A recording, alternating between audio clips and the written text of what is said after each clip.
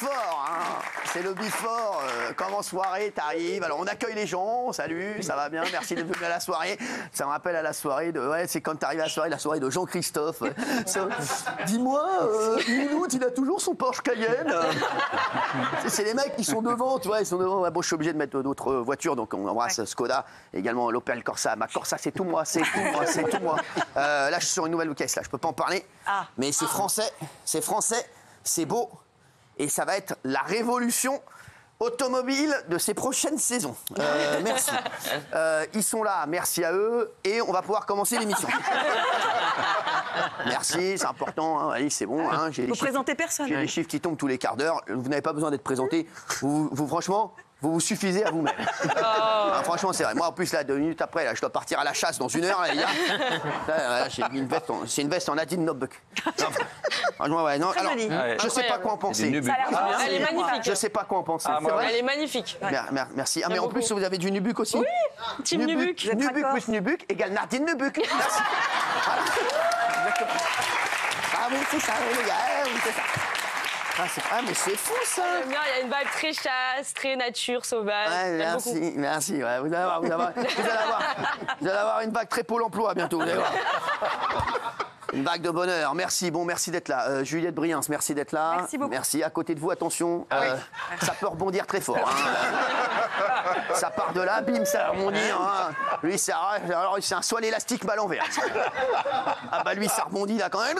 Dès qu'il parle trop, ça part de là. Il a 2 ballons sauteurs dans le slibard. Je peux vous dire, ah non, mais lui, c'est un peu... Parce que les gens le voient pas à la radio. Je l'ai à la radio avec moi, lui, sans déconner. Attendez, mais vous savez quoi? Les gens sont choqués. Les gens sont choqués. Les gens à la radio, quand il arrive, dans l'ascenseur, tout le monde s'en va. Non, mais sans rigoler. Non, mais c'est pas possible. Non, mais à mon avis, ces baloches sont gonflées à l'hélium, sans déconner. C'est pas possible. Non, mais je vous jure que c'est vrai. C'est un truc de fou. Non, mais il a plus de baloches que de corps. Non, mais je l'adore. C'est comme ça qu'on l'aime. Il est magnifique. C'est un beau gosse. Hein. Attention, c'est Michael de Glace. Michael de Boule. On l'appelle, c'est Michael de Boule. Merci Fabien Lecoeuvre, merci d'être là. Bonsoir. Et après, vous serez là, après vous passerez là, parce que vous allez nous faire la fin de l'émission. Ouais, pour question budgétaire, je t'explique. Ok, tu fais là, après tu te téléporteras là. Un petit coup là, et puis tu non mais ça, voilà. Merci. Bonsoir, comment allez-vous? Ça va bien? Alors, comment en parler? Comment parler de ça? On a envie de toucher un peu. Comment parler de ça sans... voilà. Que dire? Non, mais que dire? Franchement, là, non, mais que dire? Ça se passe de commentaires. Ah, mais là, c'est tout. Là, entre les deux, là, c'est un canoë kayak. Un truc de fou, là. On fait de partout, là. C'est un truc de ouf, là. C'est un zodiac. Non, mais bravo. Je sais pas si j'ai le droit de le dire, mais je le dis quand même. Voilà, je spoil l'émission. Mais j'ai cru comprendre qu'il y aurait des naturistes. Du coup, je me suis mis dans le thème. Ah, d'accord. Ah, bravo. Bah, écoutez, bravo. En tout cas, non, les soutenir. Il reste encore du cuir. Peu, mais il en reste. Vraiment, bravo, en tout cas. La pénurie. Franchement, non, mais alors moi, je dirais, Montiel et où, Le regard. Ça va bien, là. Le vieux pervers, là, il la regarde. Non, mais sans déconner, lui. Mais non. Ça fait des années qu'il est sous le soleil. Il aimerait bien être tout sous le slibard. Ça va, quoi.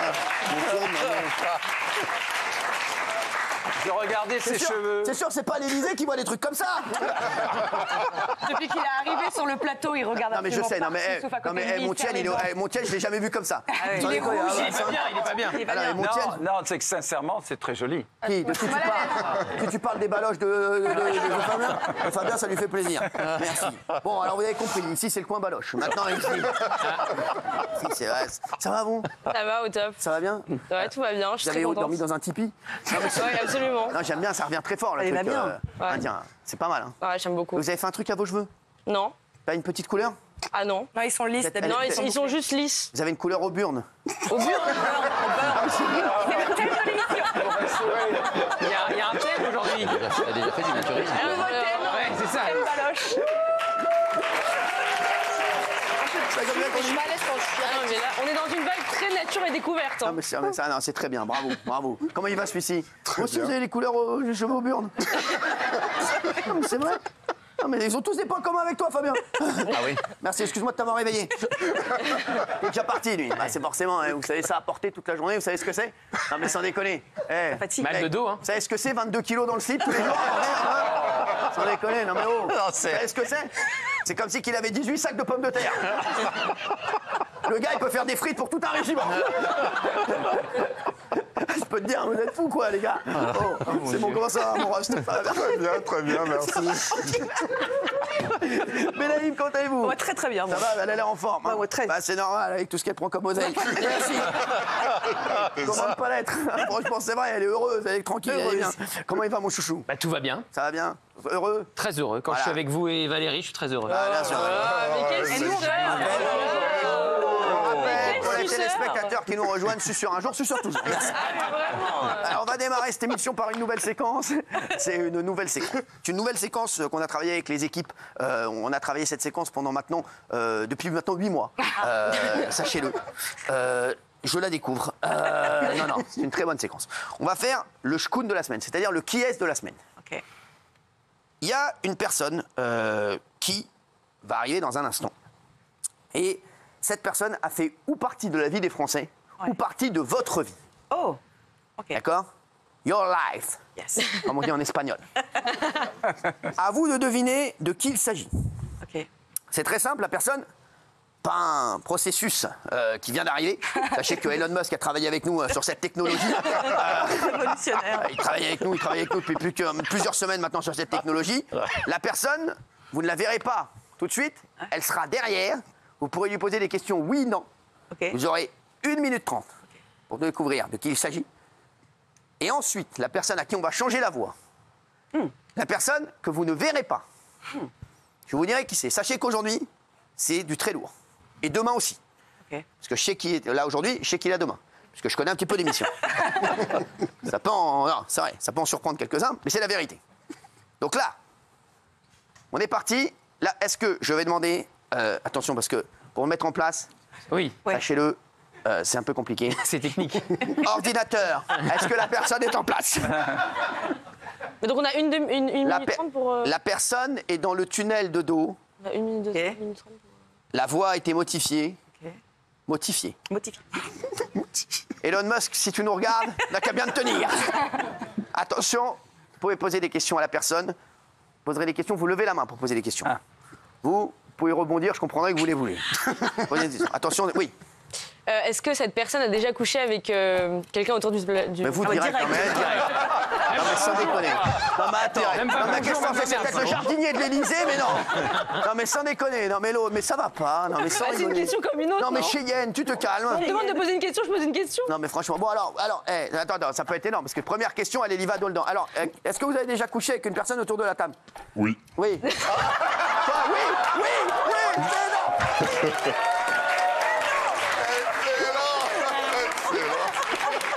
Bon bah les mecs, ça démarre direct cette séquence. Hein. Ça a été très vite. Hein. D'autres questions, oui. Bah, est-ce que c'était un bon souvenir? Est-ce que c'était un bon souvenir? Oui, quand même. Oui, quand même.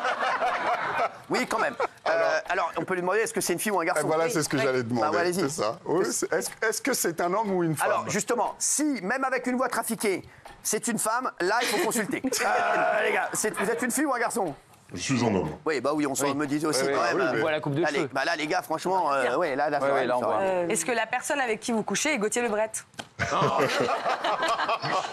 mais non, attention, hein, vous avez grillé votre cartouche. Bah oui. Non, c'est. Attendez, Big Non, Glaoui. mais ça, c'est... Non, c'est pas faux, puisque Gauthier Lebret célébrait cette semaine son premier anniversaire de mariage. Oui, avec ma femme. Et alors Voilà. Avec ce Ah, monsieur. c'était avec une femme qui devait parler. Un amant passé. Ah, mais sans rigoler, mais lui, les Glaoui lui ont attaqué le cerveau. Il nous reste Sans rigoler, tu te fais opérer, ça remontait, sans déconner. C'est comme du lierre. Non, mais franchement, c'est Vu que horrible. Juliette Briens a dit ça, vu que Juliette Briens a dit ça, Oui. je soupçonne qu'il y a un lien avec Juliette Briens. Parce que c'est bizarre comme type de question. Ça va, vous? Ouais. Alors, bah, demandez-lui. Est-ce que vous sortez avec Juliette Briens? Oui. Voilà. Faites-le rentrer. C'est le petit copain de Julien Briand. Alors, mon cher.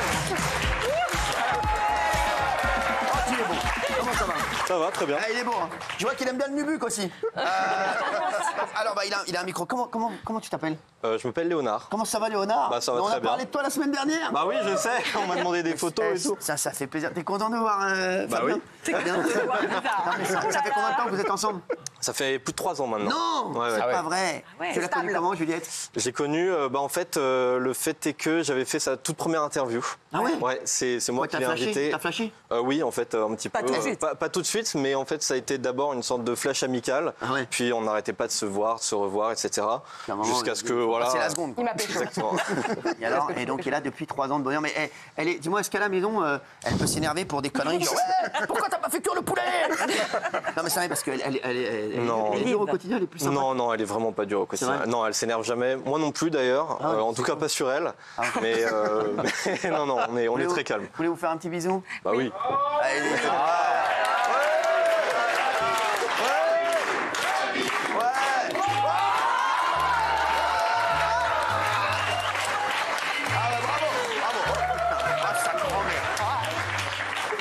Elle est amoureuse. ça va alors? Ça se voit. Elle est amoureuse. Alors, t'as kiffé? Ah oui.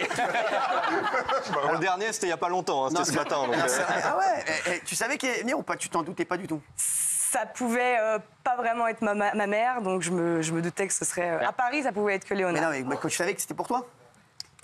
Non, Mais tu t'es pas douté que. Donc, ouais. je me doutais que ça viendrait, que ce soit quelqu'un pour moi, et je savais que peut-être ce serait Tu l'as Léonard. cramé, moi je sens que tu l'as cramé. Je l'ai cramé quand j'ai vu son rideau. C'est vrai, direct, t'as vu que c'était lui? Mais je suis très contente de le voir, il me manquait déjà. Comment ça ça va, arrêtez Elle vos est très conneries. amoureuse. Est-ce que je peux faire une Oh. petite suggestion pour les semaines qui viennent? Parce que moi, j'ai tout de suite compris que c'était l'amoureux de Juliette Briens, parce que sur le conducteur qu'on a là tous sous les yeux, il y a marqué intervenant Léonard. Ah oui, Léonard, Et bravo. vu bah que, oui. et vu que qui s'appelait Bravo, Léonard, bravo, bah oui, bravo, ouais. peut-être faudrait-il nous anonymiser le conducteur pour les prochaines fois. Vous savez, là, vous savez ce que vous êtes conduit comme qui? Comme Vous êtes qui conduit comme l'ARCOM. Vous venez de mettre 10 personnes. Vous venez de mettre 10 personnes au chômage, quoi qu'il arrive. Non, il voulait juste prouver qu'il savait lire, c'est tout. Ouais, exactement. Calmez-vous. Oh, mais qu'est-ce qu'elle a, celle-là? Sans rigoler, mais qu'est-ce qu'elle a? Elle est pénible. On dirait Bobby Six Killer dans le rebelle. Non, mais franchement, c'est bon. Bon, Léonard. calamité de Jane du Non, pauvre, voilà, là. ça m'a fait très plaisir. Est-ce qu'elle est heureuse avec nous? Oh bah oui. Est-ce qu'elle a déjà dit du mal de moi à la maison? Non. Non, mais attends, faut le dire à moi. Si, non, mais elle a pas dit un Non. jour ce con d'Hanouna, tout ça. il Non, commence à pour me le faire coup, chier. non. Parfois, elle se demande si t'es pas en embrouille, si tu lui fais pas la gueule, des Non, trucs c'est comme ça. Mais parce que parfois, tu lui réponds tout de suite à ses messages, et puis parfois, elle t'envoie un message et tu réponds le lendemain, des trucs comme ça. Et donc, ça peut lui arriver de psychoter un petit peu à la maison. mais- Tu la rassures. Oui, bien sûr. Alors, bien elle sûr. sait que je l'adore. Mais oui, Elle je sait sais. que je l'adore. Attends, Je lui dis à chaque fois, je lui dis parfois peut-être il est peut-être pas dans le mood ou il a autre chose Oui, à tous foutre. pareil. Voilà. ah oui, tu sais, moi aussi, Moi aussi, je suis comme ça. Moi aussi, je peux ken. Hein. Merci, Léonard. T'as un amour, tu viens nous voir quand tu veux. Elle est bonne, je l'adore, je te fais un double. Merci, Léonard. Merci. Ah là, c'est beau, hein. Elle a les yeux qui brillent, c'est Elle a les yeux qui incroyable, brillent. elle est Bah alors, sans amoureuse, rigoler, c'est elle a les yeux ouais. qui brillent, on dirait les boules de pétanque de Fabien Ruquier. C'est vrai, sans rigoler, c'est vrai, c'est incroyable. Les chéris, on va passer à Face au Buzz. Bravo vous, hein, bravo. Merci, bravo vous. Merci. Vous travaillez beaucoup. Bah avec vous, oui, le rythme est soutenu. Hein. Ah bah je sais, bah oui, mais ça va. Ah bah je suis content. T'achètes une maison toutes les semaines, non, va chier. C'est le roi de l'immobilier, c'est la Attendez, forêt. j'attends la fin du mois de septembre, on va voir ce que ça donne. Dans la fin du mois de septembre, tu risques d'avoir des surprises. Alors justement, je vais t'en parler. Bah tiens, c'est lui, justement, il est concerné par cette info que je vous donne à 19h23 dans cette émission face à... Alors, mon nom de famille, c'est Hanouna. Non mais les gars, c'est bon. Si je m'appelais Nouna, peut-être que je serais un panda, d'accord? Pour l'instant, je suis encore un être humain. Merci. Dans les Face au Buzz de cette semaine, j'aimerais qu'on parle de ces vacanciers qui ont bu la sangria la plus chère du monde. Ah oui. alors, non. Ils ont payé une sangria et c'est en France. Ouais. C'est en France. Oui. Today is the day. How? Yeah, for sure. Bon, Benaïm, c'est quoi l'histoire? Sur l'île de Alors, Lérins. Voilà, Alors, qu'est-ce qu'il a? Non, je dis que c'est sur l'île de Lérins. Ah oui, c'est à côté de chez un vous, à restaurant Saint-Tropez. très connu. Ah, bien sûr. Non, c'est à Cannes. C'est plutôt vers chez vous. Bah, Enfin, vers un de vos chez vous. Si vous me cherchez, vous allez me trouver, vous aussi. alors, l'île de Lérins, oui, c'est vers Cannes. Oui, c'est Vers en chez vous. face. C'est vers chez vous, parce que vous avez une maison à Ramatuelle. Oui, on insiste là-dessus. On va insister là-dessus. Je vais donner le prix si ça continue. C'est pas loin de Je rappelle, Cannes, de 2,5 Valoris, tout ça. 2,5 millions. Donc, 2,5 millions. C'est à 200 oui, bien kilomètres de sûr. Cannes. Donc c'est un restaurant extrêmement sympathique et On le très sait. festif. J'ai entendu le banquier quand tu as parlé du crédit. J'étais là, Montiel. Et oui, c'était vrai, oui. Non, mais j'ai dit la vérité. Donc, en revanche, c'est l'île de la Reine, c'est un restaurant très festif. T'attendais pas, il m'avait posé la question. Ah, mais vas-y, ma chérie. Eh oh, ça va, eh oh, ouais. Vas-y, Il reste vas-y. quelques années, laissez-le parler. Non, moi, je veux vas-y, écouter vas-y. Montiel, parce qu'il connaît très bien ça. Non, mais c'est un scandale, Bernard. cette histoire, parce que c'est le Pétrus, c'est un des vins les plus prestigieux de Bordeaux, même s'il n'y a pas de château Pétrus en réalité. C'est juste une cave, c'est juste là où on entrepose le vin. Mais c'est le plus prestigieux, ça appartient à M. Jean-François Moueix. C'est le vin peut-être le plus cher, et d'ailleurs, ça se vend plutôt lors de ventes. 120 000 € la sangria, c'est quoi? C'est un Mais verre non, mais c'est une grosse connerie de mélanger d'abord ce vin. C'est comme disait Forbrac, vous savez, qui était le plus grand sommelier au monde. Forbrac. Il disait c'est comme si tu prenais un Picasso et que tu le mettais au feu pour faire du feu, tout simplement. C'est-à-dire que le Pétrus. Ils ont fait une sangria à base de Pétrus. Mais c'est fou. Avec Oui, des eaux- avec c'est-à-dire plusieurs du vin de moins bonne qualité. Ouais. Mélanger un Pétrus avec le minimum de la bouteille, c'est 3000 balles quand même. Non. Entre 3500 et 7000. Ouais. Merci, et l'autre, entre 3500 et 7000. Merci. Et l'autre, c'est Bruno Le Maire. Arrivé, bam. On l'a mis dans la gueule, sans déconner. C'est vrai. Ces gens sont des... Quoi? Qu'est-ce qu'il y a? Non mais autant moi je suis très libérale, je suis pour que tout le monde fasse. On l'a vu, on vient de le voir il y a 2 minutes. Ce qu'il veut avec son argent. libéral, elle est libérale et Autant, libérée. je suis désolée, mais là je mets mon veto. Ces gens, en fait, vous savez, c'est des beaufs. Ce sont des beaufs riches. Et c'est extrêmement irrespectueux, notamment pour les personnes qui font ce vin, et, parce que c'est un art, c'est tout un savoir-faire, et aussi parce qu'ils se filment et ils sont là en train de dire, en fait, hey, regardez les pauvres, vous êtes... En gros, vous vous payez de la villageoise pendant que moi, je fous le Pétrus dans la sangria, quoi. Oui, mais sauf que vous avez à Cannes, c'est quand même, ils sont coutumiers du fait. Mais ça n'empêche pas le fait que Non, ce soit mais d'une vous allez vulgarité là-bas sans l'été. nom. Mais ils veulent pas du Pétrus, ils me Non, le on donnent. mélange pas du Pétrus avec du vin ordinaire. Eh, les mecs, C'est un ça va, scandale. franchement. Mais c'est des beaufs. Mais oui, c'est des beaufs, le Pétrus. Des beaufs. Les mecs, est-ce qu'on peut voir la vidéo, s'il vous plaît, pour nos téléspectateurs? Ouais. Regardez, merci. Et je vous sens plus énervé sur ça que sur le budget de la France. Incroyable. Incroyable.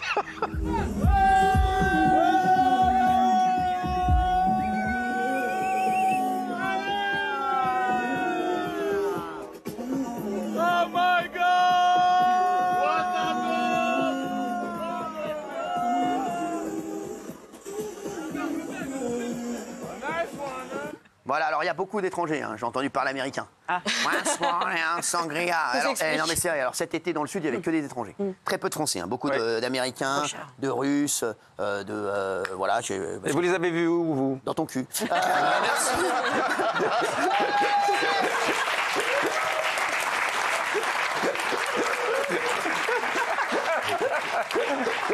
Je n'en attendais pas moins de vous.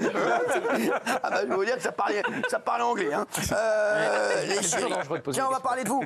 Fabien Lecoeuvre. Le super donneur de sperme. Non, c'est pas moi. C'est pas moi. Le super donneur de sperme, l'homme aux 1000 enfants. Il est au cœur d'un documentaire Netflix, voilà. Et il a poursuivi la plateforme, sachez-le, parce que alors, il s'appelle Jonathan Meyer. Il reconnaît avoir engendré plus de 500 enfants grâce à ses dons de sperme. Oui. Ah, lui, c'est un truc de fou, quoi. Il donnait son sperme comme, voilà, comme il donnait des... Ah, ouais, c'est un truc de fou. Ah, bah, Alors que normalement, c'est Alors que la- 25 maximum. bah, je sais. Et en La série France, Netflix là-bas. dit qu'il en a enfanté 3000. Pardon, 3000. Exactement. Alors, regardez la bande-annonce, qu'elle est folle. Franchement, c'est incroyable, hein, cette histoire. L'homme aux 1000 enfants. C'est fou. Bah, vous, avec ce que vous avez là-dedans... Mais on peut pas le faire tous les jours, vous le savez. Quoi? Quand on donne son sperme. Ah ouais? Ah oui, il faut respecter des périodes, en fait. Pourquoi? Parce qu'il faut que le spermatozoïde se reconstitue. Ah ouais? Eh oui. Donc on peut pas faire ça tous les jours. Il faut De toute une façon, la période. loi en France, c'est 10. C'est 10 maximum. Mais il faut attendre, entre chaque don, il faut attendre à peu près une quinzaine de jours. Vous êtes bien Donc, renseigné quand même. Hein. Ah ouais. Oui, mais enfin, c'est. Ah, mais lui, c'est pas des dons qu'il fait, c'est des vidanges. Il est obligé de...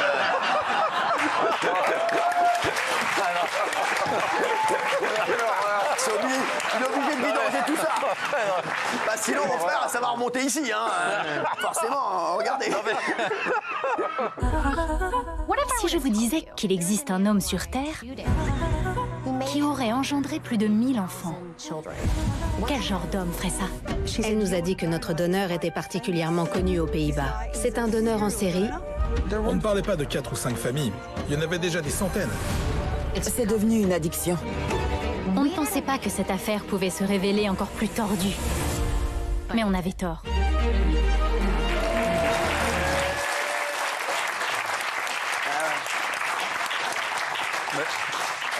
Qui a déjà fait un don de sperme ici? Dites la vérité. Vous l'avez déjà fait. On voit, vous êtes. Ah non, jamais, non. Non, c'est vrai, vraiment? Non, mais Ah, tout le monde a devriez. fait un spermogramme, par exemple. Vous avez fait un spermogramme, vous? Non. Pour analyser votre sperme? Non, je l'analyse tout Mais seul. qui je le fait ça regarde, D'accord. Pas besoin d'un spermogramme. Hein. C'est pour savoir à quel point tu es fertile, pour savoir Voilà, c'est combien il y a de spermatozoïdes dans ton sperme. Et voilà. Bah, merci, ouais. Et c'est pour ça qu'il y a une période vraiment de 15 jours. Toi, tu l'as fait, toi? Non, j'ai fait un spermogramme, oui, c'est arrivé. Oui, c'est alors arrivé. Bah, tout va bien. C'est rémunéré, Bah, un don bien, de tout va sperme. bien. Ouais, c'est vrai? Ouais. Ah, je vais peut-être en faire alors. Rémunéré. Oui, ça va c'est rémunéré. Ouais, c'est vrai. Ah, et puis d'ailleurs, c'est très demandé parce qu'il n'y en a pas assez. Parce qu'effectivement, c'est difficile de se dire qu'on a des enfants. Il faut dire merci à C'est beaucoup moins répandu en France qu'aux États-Unis, par Dire exemple. merci à ces messieurs, c'est vrai. Bah, vous voyez, vous devriez le faire, vous aussi. Voilà. Oui, c'est vrai. On ira tous ensemble. Non, mais après, faut assumer On fera d'avoir une sortie en car à la mairie. Départ à la mairie demain. Hein, on partira tous ensemble, bien entendu. Mais Hein. tous les hommes ne peuvent pas assumer d'avoir des enfants qu'ils ne connaîtront jamais. Ouais, Bah oui. Bah oui. Ouais, je sais. Merci. Mais de rien. Tiens, alors, justement, en parlant d'enfants, vous en êtes où vous, avec Léonard? Vous en parlez? Ça y est, Il fallait lui poser la question. C'est en route, c'est Ça en aurait route. été pratique. Non, alors, ah. Vous auriez pu vous rendre utile. Ah, Ça, c'est Oh là. un message. il y a litige. Il y a J'ai litige. trouvé des questions un peu légères. c'est- Léonard va comprendre pourquoi je lui répondrai plus maintenant. Pas vous vous mettre dans l'embarras. Vous allez vous marier ou pas? Bah, C'est en j'espère. cours. Hein. Mais vous a Vous demandé? savez, moi je suis traditionnelle, hein, j'attends qu'il me propose. Hein. J'espère qu'on sera invité. Hein. Non. Hein? Attention, on ne pourra pas venir, on sera en train de donner notre sperme. Baya sera invité. Qui? Ah, merci. Baya sera invité. Non, c'est pareil. Quel qui sera invité dans Ouais. l'équipe? Non, c'est pas vrai. Cyril On se connaît depuis longtemps, hein, comme avec Cyril, Quoi? si je vous invite, vous venez. Moi, Il y aura du Pétrus. Non. Une bouteille pour vous. Je sais bois que c'est pas. votre vin de table. Je bois pas. Non, mais je viendrai. Ça sera où? Ce sera où? Ce sera en Savoie. En Chez Savoie. moi. D'accord, Voilà. bah, très bien. J'emmènerai Tom. Merci. Oh, bravo.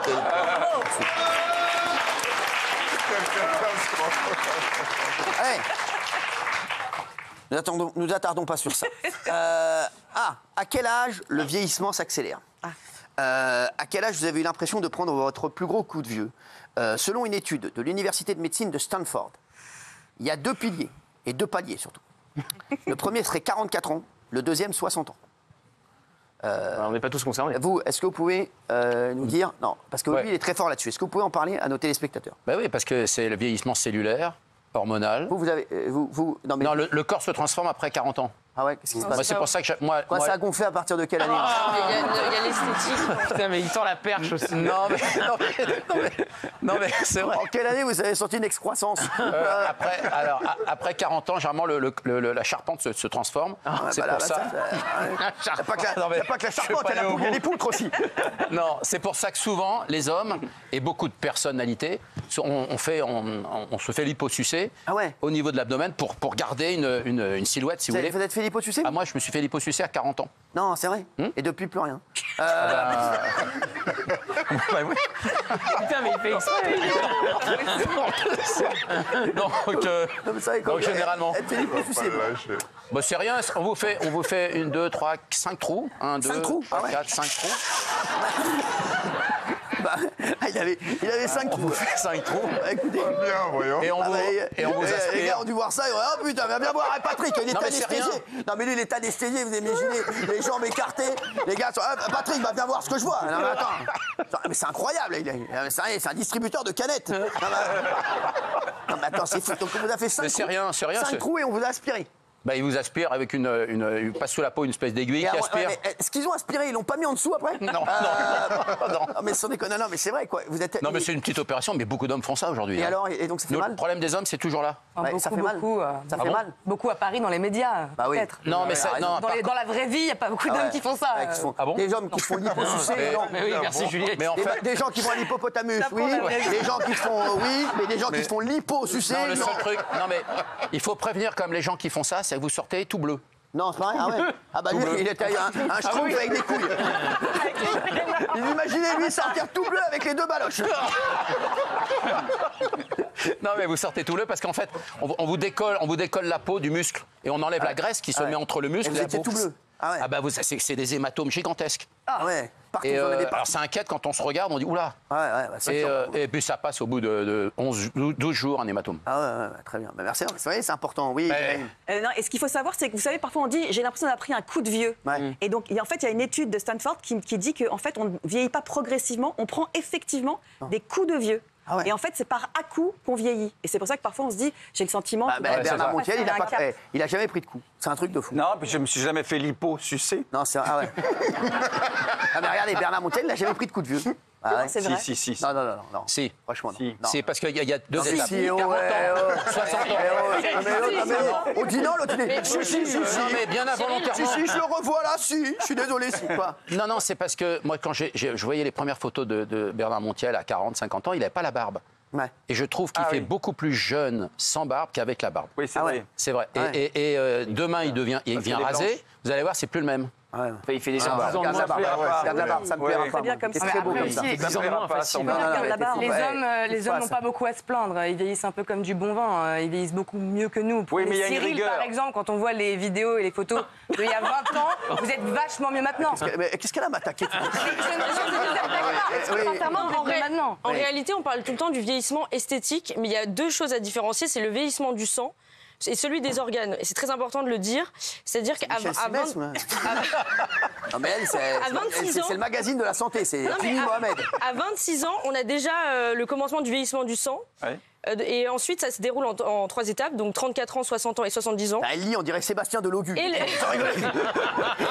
cerveau, et c'est très intéressant, ça c'est une étude de l'université de Cambridge. Bonjour. Non mais écoutez, je dis un truc super intéressant. Non mais elle a raison en plus. On le perçoit pas comme ça là. Oui. Alors, parler. oui, qu'est-ce qu'ils disent, Cambridge? La maturité du cerveau arrive à 30 ans et ensuite il commence à se détériorer par la même occasion. On sait. Ah oui, c'est vrai, vous le savez? Bien sûr qu'on le savait. C'est quelle étude? Regardez. Stanford. Non, Cambridge. Cambridge, bah merci. On se calme. Hein. Ça va, hein. Moi, je peux vous confier mes secrets de beauté et de jeunesse. Alors, c'est quoi? D'abord, je ne bois pas. Bravo. Je ne fume pas. Ouais. Je n'ai jamais fumé de ma vie. Tu kennes pas? Je ken pas. Chiant, quoi. Non mais ça si, ça conserve. Ça, le vrai. sexe conserve. Ah oui, il faut au moins 2 rapports par semaine, minimum. À mon avis, alors. Lui, il va vivre jusqu'à 1500 ans. Mais lui, ça mais moi, j'ai moins besoin de faire la vidange. Mais il Oh là là. Et donc, je disais que... lui, avec ce qu'il a dans le slip, il peut repeupler un pays entier. Mais c'est pour ça. Non, mais il y a une espèce de rigueur de vie quand même. Oui, il a raison, et surtout, bien sûr. surtout ne pas arrêter de travailler. Ah ouais. Travailler beaucoup. Ah ouais. Et oui. Ça, je vais voir ce que je peux faire. Travaillez beaucoup parce que là, ça vous restez dedans, vous êtes dedans. Il a raison. Et aux États-Unis en ce moment, il y a des. Ils vendent des espèces de petites molettes sur une tige comme ça. C'est du quartz rose. Mais je connais, oui, tu fais ça. Vous connaissez? Ils vendent ça partout. C'est du gua sha, c'est génial. Non, mais c'est génial. Ça fait froid sur la paume, là. Oui, ça fait froid et ça serre les pommes. Au réfrigérateur. Voilà. Il faut la mettre au réfrigérateur. Et vous massez 3 minutes chaque zone du visage. Voilà. Ouais. Et vraiment, ça change tout. Ça C'est change game tout. changer. Ça, avec boire beaucoup d'eau. Ouais. Oui. De l'eau de noix de coco. Ah ouais. Ça marche très bien. Ouais. Et il faut le après, des quartz pâtes rose. Lui, de frêle, toi, les le noix de matin. coco, tu les as directement sur toi. En plus.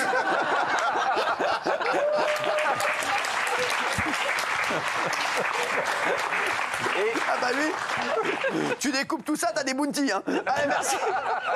On va se retrouver dans un instant sur C8, bien entendu, dans Face à Hanouna. On aura ces Français en colère. Le coup de gueule de Jacques et Christine. Vous allez voir, le coup de gueule de Jacques et Christine, restez avec nous, vous allez voir pourquoi. Ils ont été interdits de manifester nus en France pour soutenir la planète. Et ils vont venir dans un instant. Ils vont venir nus? Alors, je sais pas s'ils vont venir nus, mais... Ah, ce serait drôle. Si, à mon avis, ils vont pas non plus venir en doudoune. Allez, la seule chose que je demande, voilà, mettez des nouveaux sièges parce que les gars, ils ont envie non plus. On va les mettre à côté. On va les mettre un à côté de vous et un à côté de Montiel. Et on en mettra peut-être un à côté du goût du paradis là-bas. Merci d'être avec nous. C'est Face à Hanouna, il est 19h45. On est là tous les samedis et tous les dimanches. On sera là d'ailleurs. Demain, forcément, c'est votre rendez-vous. Bien entendu, samedi et dimanche. Juste après, il y aura Mongeville sur C8. Voilà, et demain, dimanche, les héros de la route. Voilà, je connais un petit peu la grille. Merci. Les chéris, dans un instant, restez avec nous. Le coup de gueule de naturiste. Ah oui. On a... Ils ont mis des petites serviettes. Oui, ils ont mis des petites serviettes. Oui, tu servettes, mais bon, attendez, ils sont très sympas, ils viendront dans un instant. Ils en ont marre, puisqu'on les interdit de manifester dans leur plus simple appareil. Voilà, non mais imaginez lui qui manifeste à poil dans les rues. Là, je peux vous dire que là, c'est non, mais en même temps, sous le sein la grenade. Merci. Non, mais en même temps, Cuvu n'est pas perdu. Merci. C'est une très bonne émission. Les chéris, je voudrais vous parler juste d'un petit truc. Il annule son mariage et attaque son ex en justice pour récupérer la bague de fiançailles à plus de 60 000 €. Je vais vous parler un petit peu de cette histoire qui est incroyable.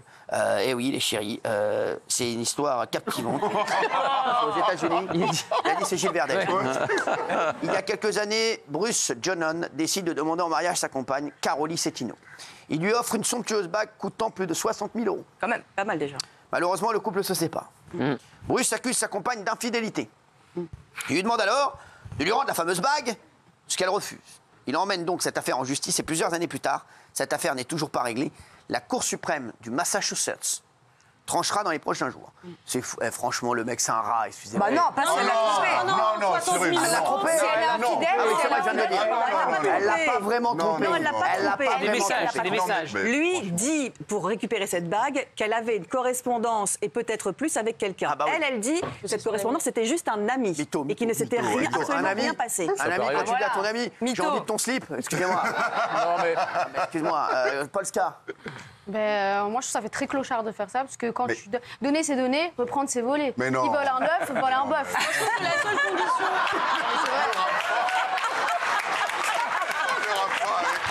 On peut plus rien dire. Elle dit n'importe quoi. Après une démonstration pareille, on peut plus rien dire. C'est les rois des proverbes. Le cul nu n'est pas perdu. L'autre, elle a voulu. Mais ça n'a rien à voir qui vole un œuf, vole un bœuf, ma chérie. Pour moi, c'est un voleur de bœuf. Non, mais C'est ça, là. elle a tué le game. C'est votre première intervention aujourd'hui. Non, c'est honteux, c'est honteux. Non, c'est honteux, ça. Ouais. Il y a déjà un ex qui a voulu récupérer quelque chose, vous? Non, j'ai pas d'ex. Vous me faites pousser avec votre tenue. Non, mais sérieux, vous n'avez pas d'ex? Non, ça fait clochard de faire ça. Mais non, moi je suis pas d'accord avec Pas si elle l'a trompé. Franchement, Mais oh non, mais attends, tu offres une bague à 60 000 $. Peu importe, c'est pas le prix qui compte. C'est pas le prix. Déjà sur le principe, déjà, c'est clair. Et au-delà de ça, je suis désolé, si l'histoire va pas au bout, qu'il récupère sa bague, moi je trouve... Il a fait de bon cœur. Mais il a fait de bon cœur parce qu'il voulait se marier. Là, Si derrière elle le trompe. Je suis désolé, moi je trouve que c'est normal. C'est inadmissible. Alors pour l'instant, Est-ce que qui a déjà trompé Ah non. Jamais redescendu la main aussi vite. Elle a jamais redescendu la main aussi vite. Non mais ça, non mais qui a déjà, non mais oh, s'il vous plaît, j'aimerais que je vous pose une question. Même un ex, avant, il y a longtemps, qui a déjà trompé? Fabien Lecoeuf. Non, je suis quelqu'un de très fidèle. Ah ouais? Ouais, très fidèle. La gueule ou quoi? Mais moi, non. Ah non, sérieux. Mais par contre, moi, j'ai été trompé avec une ex. Ah ouais? Et alors, en fait, sa femme était venue me voir en me disant qu'est-ce que je peux faire parce que votre femme est partie avec mon mari. Non. Et puis j'ai dit, je pense que le meilleur des trucs, c'est de coucher ensemble. Non. Donc en fait, on a couché ensemble. Non. Elle l'a appelé vers 2 h du matin. Elle lui a dit qu'elle venait de coucher avec moi et tout ça. Il était fou de rage. Non. Fou de rage. Ah ouais. Et après, mon ex est revenu. Et donc j'étais emmerdé parce qu'il y avait, je ne vais pas dire son nom. Elle est connue. Non. Il allait dire qu'elle est connue. J'étais emmerdé parce qu'après j'avais 2 femmes. En fait, je ne pouvais plus me libérer de la femme. Non. De l'amant de ma femme. Enfin, c'était un bordel. Et voilà. Donc d'un seul coup, il fallait que je rompe avec la personne qui était en remplacement, avec que j'avais récupéré la régulière. J'ai rien compris. C'est incroyable. Ouais, c'est un truc. Mais cela dit, ça a remis tout le monde d'équerre. Hein. Ah bah oui, ça c'est sûr. Quand on voit d'équerre. Ouais. Non mais d'équerre. Ouais, parce que ça, il s'attendait pas à ça. Le mec. C'est sûr, on s'attend pas à ça. Ça s'appelle un carré d'as. Je vous l'expliquais souvent. Parce qu'en fait, c'est quand. T'es en forme aujourd'hui. Hein. Non. C'est-à-dire, c'est quand une femme paraît que le mari de l'autre et le mari paraît que la femme de l'autre. C'est en échange comme ça. Il y a eu ça avec Benjamin Biolay, Vanessa Paradis. Ah ouais. Avec Ben Chetrit et puis sa copine de l'époque, ils ont échangé les couples et aujourd'hui ils sont très heureux. Chacun de leur côté, on a échangé les couples. Ça s'appelle carré d'as. C'est très rare, mais ça existe. On a une paire de 2 à ma droite. non, mais c'est important. Tu vois, alors, vous voyez, lui, il a avoué. Il a raconté son histoire. Il y a Carla. Alors, moi, c'était pas vraiment une tromperie, c'était une transition. C'est comme quand vous quittez votre travail et que vous prévenez pas votre patron que vous avez trouvé un autre job ailleurs. Bon, pas besoin de me prévenir. Moi, Vraiment. Ah, mais moi, c'est terrible parce qu'en fait, la personne avec qui je suis allée après, je l'ai rencontrée quand j'étais encore avec une certaine personne. C'est fréquent. Et après, il nous a vus sur Instagram. Enfin, vraiment, c'était horrible. Et, mais j'ai attendu de voir si ça se passait bien avec la personne. Ouais. Ça se passait pas très bien et c'était vraiment une transition parce que j'avais pas envie d'être sans emploi. Quoi. Faut quitter avant. Faut oui, il faut quand même la compliquer. Moi, ça m'est arrivé avec mon ex. Ça fait mal. Il faut quitter avant les amis. Elle a raison. Quitte avant. On se remet après avant. Quitte avant. C'est quand même pas compliqué. Vous quittez avant, vous. Bah ouais. C'est pas moi. Moi, je suis pas là pour répondre aux questions. Tout dépend, ouais. Non, mais alors après, tu testes avec la nouvelle personne. Si ça fonctionne pas, tu reviens avec le premier. Mais là, c'est la première fois de ma vie où je suis célibataire. Mais depuis mes 16 ans, j'ai jamais été célibataire. Je crois qu'elle a lancé un appel. Elle a dit c'est la première fois de ma vie qu'elle est célibataire. Vous avez vu ce qu'on appelle un appel d'air. Elle l'a placé. Je mets ça là, je pose ça là. Maintenant voilà, si ça intéresse quelqu'un, n'hésitez pas à me contacter. Vous avez déjà trompé quelqu'un? Ah non, moi contrairement à ce qu'on pourrait penser, j'ai beaucoup de valeur. Je suis une pétasse, mais quand je suis en couple, je trompe pas parce que pour moi c'est la pire des choses et ça devrait être puni par la loi très sévèrement. Puni par la loi. D'accord. Et vous, est-ce qu'on vous a déjà trompé? Moi? Oui. Non. Oui. Bah si. Bah non. Bah si. Bah on me trompe pas moi. Bah si. Non. Non. Bah non. Bah si. Bah non. Bon, on le sait. Bah non. Bon, d'accord. Ça va pas? Elle veut pas en parler. Non, mais d'ailleurs, pourquoi on trompe? Quoi? Pourquoi on trompe? Oui, parce que c'est la fin d'une histoire. Ça peut être la fin d'une histoire. On a envie de changer l'herbage. On a envie. Pas forcément. Ah, mais il y a plusieurs raisons pour tromper. Pas du tout. Il y a des trucs que tu peux faire avec une autre personne que tu fais pas forcément avec ta compagne. Justement, parfois. Mais vous voyez, il y a plein de couples dans lesquels ça se passe. Il y a plein de couples justement dans lesquels ça se passe comme ça, parce qu'à un moment donné, parfois, vous dites ça aux jeunes femmes et elles ne comprennent pas. Vous dites ce que tu ne peux pas faire avec ta femme, tu vas le faire ailleurs parfois. Et vice-versa pour les femmes d'ailleurs. Hein. Mais moi, je suis pas d'accord. C'est un discours qui a du mal à passer. Mais... Ah bah oui, ça a du mal à passer. Si c'est la femme de ta vie, tu peux faire tout avec elle. Ah oui, alors faire avec elle, t'as pas besoin d'aller voir ailleurs. C'est un débat qui restera sans réponse pendant des années. C'est une philosophie, si vous le permettez. Que nouveau, qu'est-ce en fait? Alors, moi, j'ai une meilleure formule. J'ai pas compris. Alors lui, il a une meilleure formule. Ouais, moi, relaver, c'est comme neuf. Quoi? Mais ça veut dire les sous-titres. Bon, les vieux, là, c'est bon. Merci. Bon, on va passer à ces Français en colère. Eh oui, Jacques et Christine, ils sont naturistes, ils aiment se promener dans leur plus simple appareil. Récemment, ils devaient participer à une manifestation. On leur a interdit de manifester nus. Vous allez nous dire ce que vous en pensez. Est-ce que vous êtes d'accord avec eux ou est-ce que vous pensez qu'ils n'auraient pas dû manifester nus, qu'ils ne devraient pas? Et Jacques et Christine sont très énervés. Ils souhaitent pousser un vrai coup de gueule aujourd'hui dans Face à Hanouna. Jacques et Christine sont là ce soir. Merci.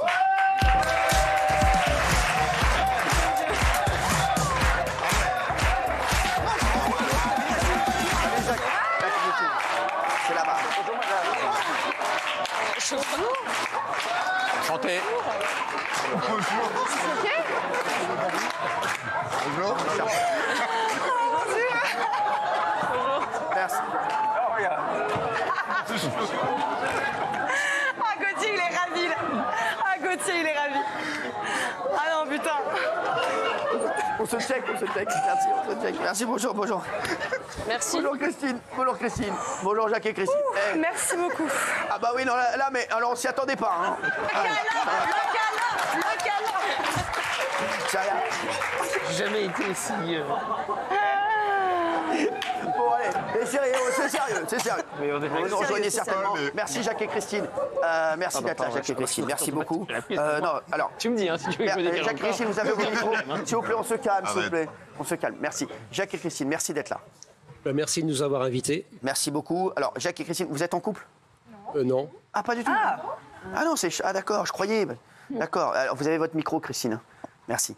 Oui. Non, d'accord. Donc vous faites partie de c'est une association? Voilà, on fait partie de la même association, donc la CNEL, l'Association pour la promotion du naturisme en liberté, qui est une association extrêmement militante et qui dénonce la chasse aux sorcières, en fait, qui est faite contre les gens qui s'habillent nus. Alors justement, moi avant qu'on parle de votre coup de gueule, j'aimerais savoir, parce que vous voyez, quand vous rentrez, alors tout le monde rigole, etc. Comment ça arrive? Comment on se dit, nous on a envie d'être nus tout le temps, le skégouné à l'air? Alors ça peut arriver effectivement dès l'enfance. Moi personnellement, ça s'est passé dès mon enfance. Les vêtements, je ne supportais pas. Vos parents, Mes parents n'étaient pas naturistes. Ah d'accord. Vous, c'est quoi? C'est un problème quoi avec l'acrylique, avec le... Je mets pas de crème sur moi et les vêtements, c'est pareil. J'ai du mal à les. Voilà, vraiment un quoi? peu Mais quoi, épidermique. C'était quoi? Genre, vous aimez pas être habillé ou vous aimez pas la sensation J'aime pas sur votre peau? la sensation d'enfermement du vêtement. Ah d'accord. Voilà, Ok. je suis très orienté liberté et je supporte pas effectivement. Vous travaillez? J'ai travaillé effectivement, comme je suis venu il n'y a pas très longtemps, donc j'étais pharmacien. Ah ouais, d'accord, ah merde. Ah ouais. mais vous receviez les gens tout nus? Je recevais pas les gens tout nus, mais lorsque j'ai commencé à faire effectivement des émissions de télévision, j'étais pas sûr que ça soit bien reçu par ma clientèle. Et en fait, pas du tout. Ça a été que des encouragements. Oh, j'ai dû perdre 2-3 clients, parce qu'il y a des gens qui ont malheureusement une phobie, ce qu'on appelle la nudophobie, et qui effectivement... sont très mal à l'aise lorsqu'ils voient des personnes nues ou lorsqu'ils se voient nus eux-mêmes. D'accord. Donc voilà, mais après, vous travaillez en blouse, vous aviez... Bien sûr, je travaillais en blouse et pour ne rien vous cacher, à la fin de ma carrière, il y a 3 ans donc, je me posais la question, si j'arrivais à mon comptoir nu, est-ce que je serais plus en difficulté que si j'arrivais par exemple en djellaba? Parce que les djellabas, vous savez, les djellabas blancs... Vous arrivez à les mettre? Ah, c'est très confortable. J'ai travaillé en Jordanie par exemple et j'étais toujours en djellaba. J'avais l'impression d'être nu. Effectivement, j'avais rien qui me serrait. Ah ouais, d'accord. Voilà. Donc restez en djellaba alors. Pardon? Mettez-vous en djellaba tout le temps. J'ai essayé, effectivement, j'ai fait des manifestations pour le climat à Paris avec une djellaba blanche parce qu'il faisait très chaud, c'était en été. Et effectivement, je me sentais plus en insécurité que nu. Ah ouais. Nu, je me sens bien. Ouais. Ah, nu, vous sentez bien, tranquille, ouais. Tranquille, et justement, vous avez des enfants? Vous avez des enfants? J'ai des enfants. Et ils disent quoi? Quand ils étaient petits, ils suivaient, bien sûr, le naturisme. Maintenant, ils sont très à l'aise, ils sont très libertés. D'ailleurs, j'en ai 2 qui sont en Nouvelle-Guinée-Papouasie en ce moment. Chez les papous, donc, qui n'ont pas de difficulté non plus avec le vêtement. Ouais. Et là, on nous a fait mettre, par exemple, tout à l'heure des patchs. Des cache-tétons. Et c'est vrai que pour nous, on ressent ça comme une humiliation. Alors, on comprend vos voilà. Mais c'est vrai qu'on ne comprend pas. C'est pour ça qu'en solidarité, d'ailleurs, j'ai mis également les cache-tétons. Ah bravo, merci. Bravo. Alors justement, pour vous, Christine, avant qu'on parle de votre problème, et voilà, Christine, vous, comment vous êtes devenue naturiste? Eh bien, quand j'étais enfant, je suis une mauvaise cliente pour les magasins d'habillement. Donc, j'aime pas m'habiller en général. Ça fait des économies, ouais. C'est pas des économies, non. J'aime pas m'habiller. J'aime beaucoup sentir l'air sur ma peau. Ah ouais. Le vent. Mettez un ventilo. Hein. Non, mais voilà, non, j'ai pas envie. Non, et donc, vous travaillez, vous, Christine? Alors, moi, j'ai été infirmière de secteur psychiatrique pendant 42 ans. Ah ouais, d'accord. Je suis actuellement à la retraite depuis 2 ans. D'accord. Et ça vous gênait de mettre la blouse, etc.? Non, la blouse, non. D'accord. Vous étiez nue sous la blouse? Ah non, je peux pas. Ça, c'est pas possible. Ah, c'est pas possible, ouais, parce que avec Par contre, j'étais légèrement vêtue sous ma blouse. Ah ouais, d'accord. Ah ouais. Et comment c'était perçu? Ça se voit pas puisque ma blouse elle était assez longue. D'accord, j'avais aucun souci là-dessus. Sinon, à part au travail, vous êtes tout le temps nu? J'essaye, oui. Tout le temps, mais même dans les rues comme ça, vous vous baladez? Vous pouvez pas? Non, non, mais dans les camps naturistes, etc., vous y allez tout le temps? Ah, dans les camps naturistes, oui, je vais notamment au CGF à Villecrène. D'accord. C'est quoi, toutes les vacances, vous êtes dans les camps naturistes? Non, peut-être pas toutes les vacances, non. D'accord. Ouais. Mais alors, il y a un truc qui vous énerve. Est-ce que vous avez des questions à leur poser? Parce que c'est vrai. Non, mais qu'est-ce que vous revendiquez exactement? Non, mais ça, c'est après.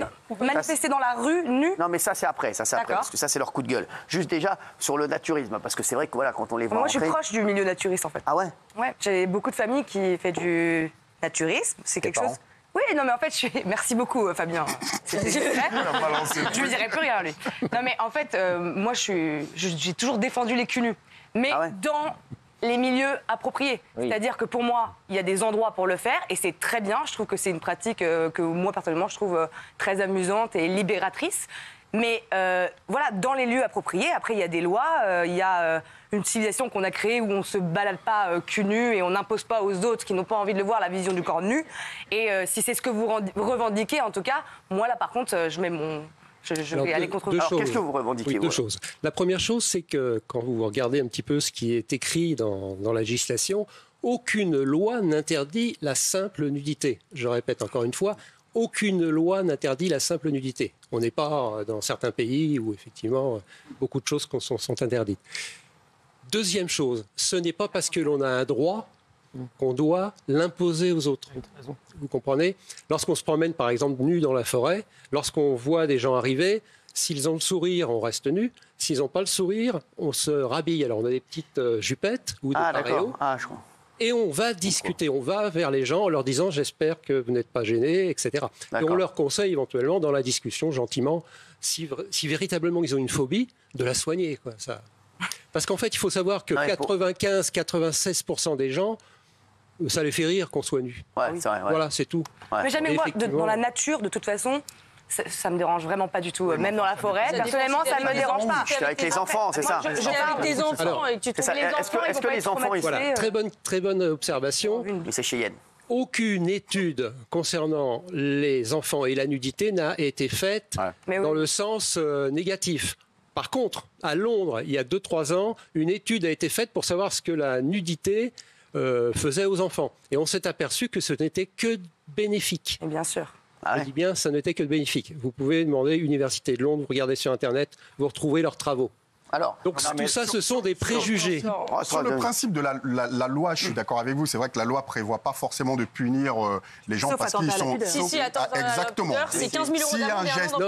Ça n'existe plus. Non, mais s'il y a un geste... 94. S'il y a un geste sexuel, effectivement, là, c'est puni. Donc, c'est voilà, tout ce que vous pouvez... Mais au-delà de ça, quand vous allez... Moi, je vais souvent courir au bois de Vincennes, par exemple. Et il y a un espace qui est réservé aux nudistes. Sauf que il n'y a aucune délimitation. Donc, quand vous courez et que vous tombez sur cet espace-là, par hasard, vous voyez des gens à poil et vous dites, mais on est où, en fait? Moi, personnellement, alors, évidemment, on ne va pas jouer les prudes. Donc, dans l'absolu, je suis un adulte, ça ne me dérange pas. Mais quand vous allez courir avec des jeunes et que vous tombez là-dessus, c'est vrai que c'est dérangeant. En pleine ville, en tout cas, ça pose un problème. Lui, la dernière fois, moi, je vais vous dire, moi, la dernière fois, je suis tranquille aussi en train de courir. Et là, je vois justement des gens nus. J'ai croisé Fabien Lecoq, je crois que c'était le montgolfière. Non, mais sans rigoler, non, mais c'est vrai. Parce que lui, tout nu, toi, il faut faire gaffe, il va avoir des accidents. Moi, j'ai commencé le naturisme en 2004. Ah, t'as commencé? J'ai commencé, je suis par épisode. Parce que j'avais rendez-vous avec un ami à Los Angeles, à Palm Desert. Et alors, c'est pour ça que tu t'es foutu à poil. Alors, non, mais dès qu'il a rendez-vous avec un ami, il faut à poil. Ils vivaient dans une hacienda construite autour d'une piscine et ils étaient tous nus, en fait. Donc, moi, je me suis mis en maillot, je n'osais pas, il faisait 40 degrés, il fait très chaud là-bas. Et tout le monde et cet ami vient vers moi, il me dit, mets-toi à l'aise, mais j'étais déjà en maillot.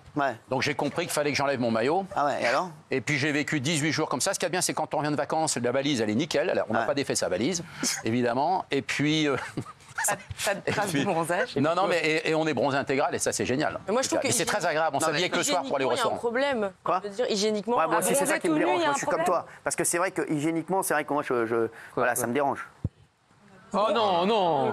Ah mais quoi, bronzer tout nu, on a une serviette, c'est souvent on nous pose la question. D'autre part, il faut savoir qu'on est la seule population à subir une certaine forme d'apartheid. Oui, c'est ça, On nous oblige, comme vous faites certains là, pourquoi vous ne le faites pas derrière des palissades? Est-ce qu'une seule communauté aujourd'hui accepterait d'être enfermée de la sorte? Vous ne trouvez pas ça humiliant? Parce que c'est un art de vivre aussi. C'est une philosophie qui est proche de la nature, On n'impose rien. On veut simplement que soit appliquée une phrase très politique qui s'appelle le bien vivre ensemble avec nos différences. Mais justement, Jacques, le problème, c'est que voilà, on le voit, la société aujourd'hui, on peut pas. C'est compliqué de devoir. Voilà, les gens. Il y a des codes sociétaux. C'est ça. Le problème, c'est qu'on vit en société. Si on arrivait tous ici, le zboob à l'air. Non, mais c'est vrai. Non, mais Polska, est-ce que ça vous dérange? Moi, bizarrement, je suis à l'aise avec peu de tissu, mais je suis pas à l'aise quand j'ai pas de tissu. Voilà, tout à fait. C'est le tissu qui sexualise le corps, il ne faut pas oublier. Ça, c'est vrai. C'est totalement vrai. On est beaucoup moins sexualisé sur une plage nudiste, quand on n'a rien à dévoiler, parce que tout est déjà dévoilé, que sur une plage normale.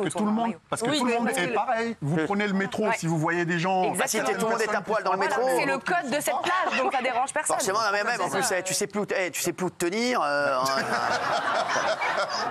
Il faut savoir quand même qu'il y a beaucoup d'endroits où la mixité est de règle. Oui, ça ne pose pas de problème. Moi, je vais vous dire. Surtout que dans les familles, il y a des gens qui sont, il y a certains membres de la famille qui sont naturistes et d'autres qui ne veulent pas en entendre parler. On ne peut pas obliger au sein de sa famille l'adolescent qui a des difficultés en cette période de rester nu. Mais comment vous faites pour les dîners de famille ? Chacun fait comme il veut, voilà. Chacun fait. Il y en a qui sont à poil, il y en a qui sont. Vous venez nu. S'il fait chaud, je suis nu. S'il fait chaud. Cercle familial. Dès que tu l'invites à partir de mai chez toi, tu sais qu'il va arriver à poil. Sauf si je vais chez des gens qui n'ont effectivement, qui me disent non, on ne va pas accepter. Bon, je suis chez eux. Mais chez moi, effectivement, les gens font comme ils veulent. Ils s'habillent ou ils restent nus. Ah d'accord. Et vous, Christine, je vous sens un peu plus, un peu moins stricte que Jacques. Non ? Une sensation. C'est une sensation. Oui, allez-y. Non, vraiment, vous aussi, vous êtes, chez vous, vous êtes tout le temps nu ? Pas tout le temps nu, mais souvent, le plus souvent possible, oui. Et quand vous recevez des gens, des amis, tout ça ? C'est pareil. S'ils veulent, je suis nue chez moi en général quand je reçois. Maintenant, c'est vrai que s'ils sont un peu gênés, je peux faire l'effort de mettre quelque chose sur moi. Alors, mais ça veut dire quoi ? Que vous aimez votre corps depuis toujours comme ça ? Non, ils s'en foutent. Je me fiche du regard des autres, en fait. Voilà. Et c'est ça, cette liberté que nous avons. Vous voyez ? Oui. Mais tout à l'heure, j'entendais des propos concernant la dysmorphophobie. Est-ce que vous savez ce que c'est ? Oui, c'est une mauvaise vision de son corps. Voilà, c'est la non-acceptation de son corps parce que le corps vieillit, parce que le corps grossit, etc.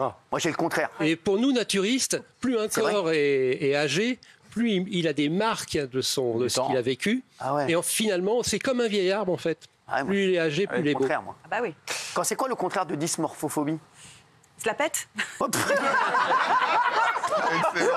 mais c'est vrai, en fait, moi, je suis content, quoi. Non mais c'est vrai. Ah ouais. Et donc, le spécialiste. Il y a quand même une différence sur le naturisme, c'est entre les hommes et les femmes. Ah ouais. Parce que la femme est plus on à voit l'aise, tout de suite. non mais dès qu'il y a une érection, c'est compliqué. Ah oui. Merci. Vous êtes dans un émission.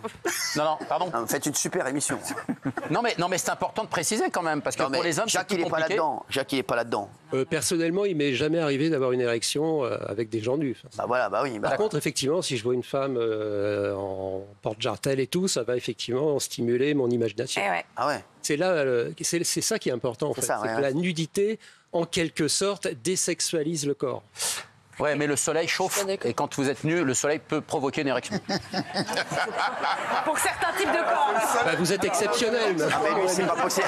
Non mais aujourd'hui c'est un festival. Lui. Non mais c'est déconne. Non mais lui c'est lui c'est un festival. Excuse-moi, Christine.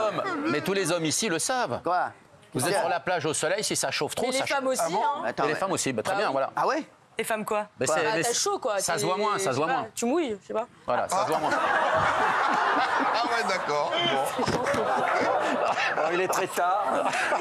Envoyez la pub, non ? Il est très tard. Oui, mais l'autre, non mais. Bon allez. Personnellement. C'est bon. Excusez-les. Non mais est-ce que vous le revendiquez de le faire en société et dans la rue ? C'est ça, au sein de la cité en fait. Le rêve, effectivement, c'est d'avoir une société particulièrement bienveillante et tolérante et que, je vous dis, les gens puissent être habillés comme ils veulent. C'est la même chose pour les gens qui veulent se baigner en burkini. Je ne vois pas de quel droit on empêcherait les gens de s'habiller comme ils veulent. Mais vous comprenez que ça peut heurter le regard des autres ? Ah oui, mais... Je suis désolé, mais si on n'a pas le droit d'exister sous prétexte qu'on peut heurter par notre apparence, il y a un problème là. Le problème, il ne vient pas de ceux qui sont différents, il vient de ceux qui sont intolérants. Il y avait beaucoup de raies cet été dans le sud. Non mais c'est vrai. Non, mais je pense à ça. Vraiment le poisson. Dans la mer. Oui, dans la mer et les gens se baignaient pas. Et ça pique. Non mais je t'en rigole, c'est vrai. C'est vrai. Mais franchement. Si une raie te pique la raie. Non, mais franchement, mais c'est vrai, je rigole pas, oui. Non, mais vous comprenez que malgré tout, dans la cité, l'idée, c'est qu'on essaie d'avoir un dénominateur commun. Et donc, l'idée de ces valeurs communes, c'est d'essayer de ne pas heurter l'autre. Et que peut-être, effectivement, le fait d'être nu dans la cité, ce qui n'est pas le cas sur la plage, ça va heurter l'autre. Et donc, on décide de vous dédier des endroits précis plutôt que de vous laisser aller un peu partout dans. Alors, je suis d'accord avec vous, donc. Mais est-ce que vous êtes sûr que ça heurte ? Ça heurte certaines personnes. C'est des questions de normes. Quand vous êtes arrivé, le public, est-ce que ça vous a heurté ? C'est la question de normes. Est-ce que vous pouvez lever la main ? Oui. Levez le doigt. Levez le doigt, les chéris. Parce que non, avec eux. Non, et qui n'a pas été heurté ? Qui n'a pas été heurté, c'est quand même, c'est 70-30. Hein. C'est pas heurté, je pense, c'est indisposé. Voilà, je conçois qu'on soit surpris la première fois. Si c'est la première fois que vous voulez des gens nus, je comprends. Mais vous verrez très vite que la deuxième, la troisième, la quatrième fois, vous n'y ferez plus attention. Là, déjà, moi, j'ai oublié. C'est clair. J'ai déjà oublié, moi. C'est vrai. J'ai déjà oublié. Vous connaissez tous, parce qu'on va y venir, la WNBR. C'est quoi ça? World Naked Ride. Je sais même plus. Bike. À faire du vélo à poil. C'est-à-dire de manifester à poil. Alors on va dire, c'est ça. Alors c'est ça votre problème. Alors on va revenir au problème parce que voilà. Alors pourquoi manifester à poil? Moi c'est ce que je disais à mon fils quand il allait faire les manifs à Paris. Là je sais plus pour quelle loi qui concernait la scolarité. Je lui disais mais arrêtez d'y aller habillé et puis arrêtez de casser. Mettez-vous nu. Et là vous allez avoir tous les médias à vos côtés puisqu'ils avaient du mal effectivement à faire venir des médias. Et la raison de ces manifestations, qui sont des manifestations qui sont faites pour deux choses, pour diminuer l'emprise des véhicules à moteur dans les villes, et puis également donc d'améliorer la sécurité routière. Donc le fondement de ces manifestations, c'est pas guignolesque, hein, c'est véritablement un fondement militant. C'est important de parler de fondement. Bien vu. Merci. Donc les manifestations, effectivement, sont faites pour ça. Lorsque vous voyez que ces manifestations sont faites dans tous les pays démocratiques du monde, sauf le soi-disant pays des droits de l'homme à ce niveau-là, qui interdit à chaque fois les manifestations. Il n'y a pas un problème, là? Alors, justement, est-ce que ça vous dérangerait qu'ils manifestent tout nus, franchement, ici, autour de la table? Non? Non, moi, c'est les poils qui me gênent. Ah, mais c'est pas possible. C'est non mais après, mais chacun son truc. Moi, non, mais Gauthier, est-ce que ça te dérange, toi? Parce qu'on t'entend plus là depuis tout à l'heure, t'es. Ah bah oui. Attends. Ça l'a éteint. Je suis au premier loge. Hein. Ça t'a éteint, bah oui. Là, toi, t'es en loge VIP. Là. Ouais. Tu me fais passer des samedis absolument délicieux. Moi, ce qui me dérangerait, c'est d'avoir des gens tout nus dans la rue quand je sors de chez moi. Ouais. Si c'est une manifestation une fois, bien encadré, moi je suis un peu comme signalement en préfecture, voilà. Bon, avec si j'ose dire un tracé, un point A et un point B. Et après tout le monde se rhabille. Mais avoir des gens tout nus en permanence dans la rue, au milieu des non, pour faire justement société, il faut des règles communes. Pour vivre ensemble, justement, faut des règles communes. Non, mais eux ils parlent de manifestation, donc ça te dérangerait pas un jour si c'est vraiment voilà. Un jour avec un secteur bien balisé. Moi je suis un peu comme toi. Pareil. Où les gens sont des habitations. Moi, je suis la fenêtre, t'as des culs. Non, mais attends, c'est pas vrai. On a tous vu des culs. On a tous vu des culs, il faut arrêter. Les mecs, moi, l'été dernier, c'est bon. Oui. Alors, non, mais moi, ça ne me dérangerait pas. Voilà, vous n'êtes pas tous issus du milieu médical, mais c'est vrai que les personnes qui travaillent dans le milieu médical, une oreille ou un zizi, c'est strictement la même chose. Ah bah c'est pareil. Sauf qu'il vaut mieux, pour entendre, il vaut mieux... Voilà, pour entendre, il vaut mieux avoir des oreilles. Honnêtement, très honnêtement, je ne sais pas... S'il vous plaît. On est en train de parler de zizi, là. Ah oui, c'est bon, c'est vraiment le thème de l'émission. Non, mais c'est insupportable. Juste, alors, je rappelle que Jacques et Christine devaient participer au Cyclo-Nu, une manifestation où les participants circulent nus pour sensibiliser au dérèglement climatique. Et malheureusement, ça n'a pas été possible de manifester nus. Ils ont été interdits. Vous voyez qu'ici, a priori, en tout cas autour de la table, vous avez vu, tout le monde dit sur un jour, ça ne dérangerait pas. Voilà, donc Christine, voilà, je vous le dis. Ce qu'il faut savoir aussi, c'est que certaines manifestations ont été autorisées, d'autres ont été interdites. Christine, allez comprendre. Parce que Christine, on n'entend pas beaucoup. Christine. Oui, dites-moi. Alors dites-nous, vous comprenez, vous avez vu que vous êtes plutôt bien accueillis ici. Oui, très bien accueillis. Et je voulais dire quand même qu'on n'était pas réduit simplement à des culs ou à des sexes. Exactement, voilà, bravo. C'est très réducteur, je trouve, ce que j'ai entendu. C'est sûr, oui. De certains, pas tous, bien sûr. Polska. Voilà. Moi, je trouve qu'on fait trop parce qu'un corps humain, c'est un corps humain. C'est vrai que la première fois que j'ai vu le sgeg de monsieur, j'étais impressionnée. Mais maintenant, ça me dérange pas. Impressionnée? Oui, impressionnée, mais maintenant, ça me dérange pas. Et je trouve que c'est un peu une tradition française. Quand on en a marre, on se fout à poil. Et je trouve ça beau. On va finir là-dessus. Merci. Merci. Merci Jacques et Christine d'avoir été avec nous sur C8. Restez avec nous. Dans un instant, leur combat contre l'âge, les secrets de deux influenceuses qui refusent de vieillir. Restez avec nous. Ça, c'est un truc de fou. Restez avec nous et vous distribuez vos prospectus, ne vous inquiétez pas. Merci d'être avec nous. C'est pas ça, Nouna. Merci d'être là, les chéris. Restez avec nous. Dans un instant, on aura les unes de la semaine. Il y a Théo Curin qui va venir nous voir, la nouvelle star de télé. Je l'adore, Léo. Théo qui va venir nous raconter son histoire et je l'aime, je le sais. Voilà, c'est un pote. Et puis on va revenir sur toutes les unes, bien entendu. Fabien Lecoeuf va nous raconter tout ça. Donc restez avec nous. Je sais que vous attendez ça avec impatience, bien entendu. Kate Middleton, le coup de gueule de Brigitte Bardot. On parlera de Théo Curin. Il a plein de Théo Curin, il a plein de trucs. Merci. Fabien Lecoeuf viendra là, d'accord. Il sera là où il y avait les culs nus. Il sera là. ne sera pas dépaysé. Ça va comme pas beaucoup changer, exactement. Allez, il est là toutes les semaines, c'est la dépêche d'Andrea. Et juste après leur combat contre l'âge, le secret de 2 influenceuses qui refusent de vieillir. Ça, j'adore. Vous allez voir en plus. Non mais c'est incroyable. C'est incroyable. C'est Daniel Moreau, il s'appelle Morini Boss. Vous allez voir. On l'a dans un instant, vous allez voir. Allez, la dépêche d'Andrea. Merci.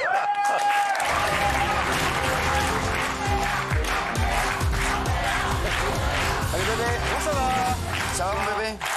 Ça va toi? Merci d'être là bébé. Bah, merci comment à toi. vas-tu? Ça va? C'est face à Bah nous, oui. là. Bah, Tu les reconnais? Oui, à peu près. T'as pas croisé des gens là? Si, ils étaient un petit peu dénudés, mais ça va, pas très choqué. Ça t'a pas gêné? Ça t'a pas gêné? Ça va. Ça t'a pas gêné? Non, du tout. Bon, allez, on commence par une petite mise à jour de tout ce qui s'est passé dans nos JT cette semaine, tous les petits détails que vous avez ratés, qui sont dans le JT des JT. Apparemment, cette semaine, le plateau du 20h de France 2 a été installé juste devant un phare breton. C'est con, ça. Bonsoir à toutes et à tous. Merci de nous rejoindre exceptionnellement un peu plus tôt et dans la lumière. Ouais, un peu beaucoup. Et entendu également cette phrase qui marche tout aussi bien au début d'une vidéo de Jackie et Michel. Moi, j'attends, c'est de m'en prendre plein les yeux. Faire la fête et de m'en prendre plein les yeux. Ouais, visiblement, ce jour-là, c'était flageolet à la cantine de France Télé. Écoutez bien. Si vous souhaitez avoir une subvention pour pouvoir organiser cette compétition, vous devez mettre en visibilité. Vous devez mettre en visibilité. On a une pensée pour Lucas Didier, vice-champion paralympique, mais vrai champion du monde dans la vie de tous les jours. Bah, évidemment, ça me perd tous ses moyens parce qu'en fait, j'ai pris le selfie avec mon téléphone, puis j'ai balancé dans le public et je croyais que c'était le téléphone de quelqu'un, mais non, c'était le mien. Oh le con! Ouais, c'est con ça. Alors on le sait tous, malheureusement, c'était la faute de la semaine. Les Jeux de Paris, c'est fini. Fini les jeux, fini les moments de joie, retour au sujet dont tout le monde n'en a rien à faire. Intéressons-nous maintenant à ces communes qui vont jusqu'à barrer des routes pour protéger les grenouilles. Un bilan publié ce matin nous apprend que la banane se classe en 2e position. Est-ce que vous avez déjà visité un village les yeux bandés? Ah non, jamais. Ah, et en tyrolienne? Encore moins. Ouais, c'était dur, ouais. Comme pour ces enfants qui ont été tirés de force pour assister à un concert classique, sinon je vois pas d'autre solution. Ils sont réceptifs à la musique et puis on va aussi essayer de leur faire écouter un peu chaque instrument de l'orchestre. Moyen quand même. Ouais, c'était dur.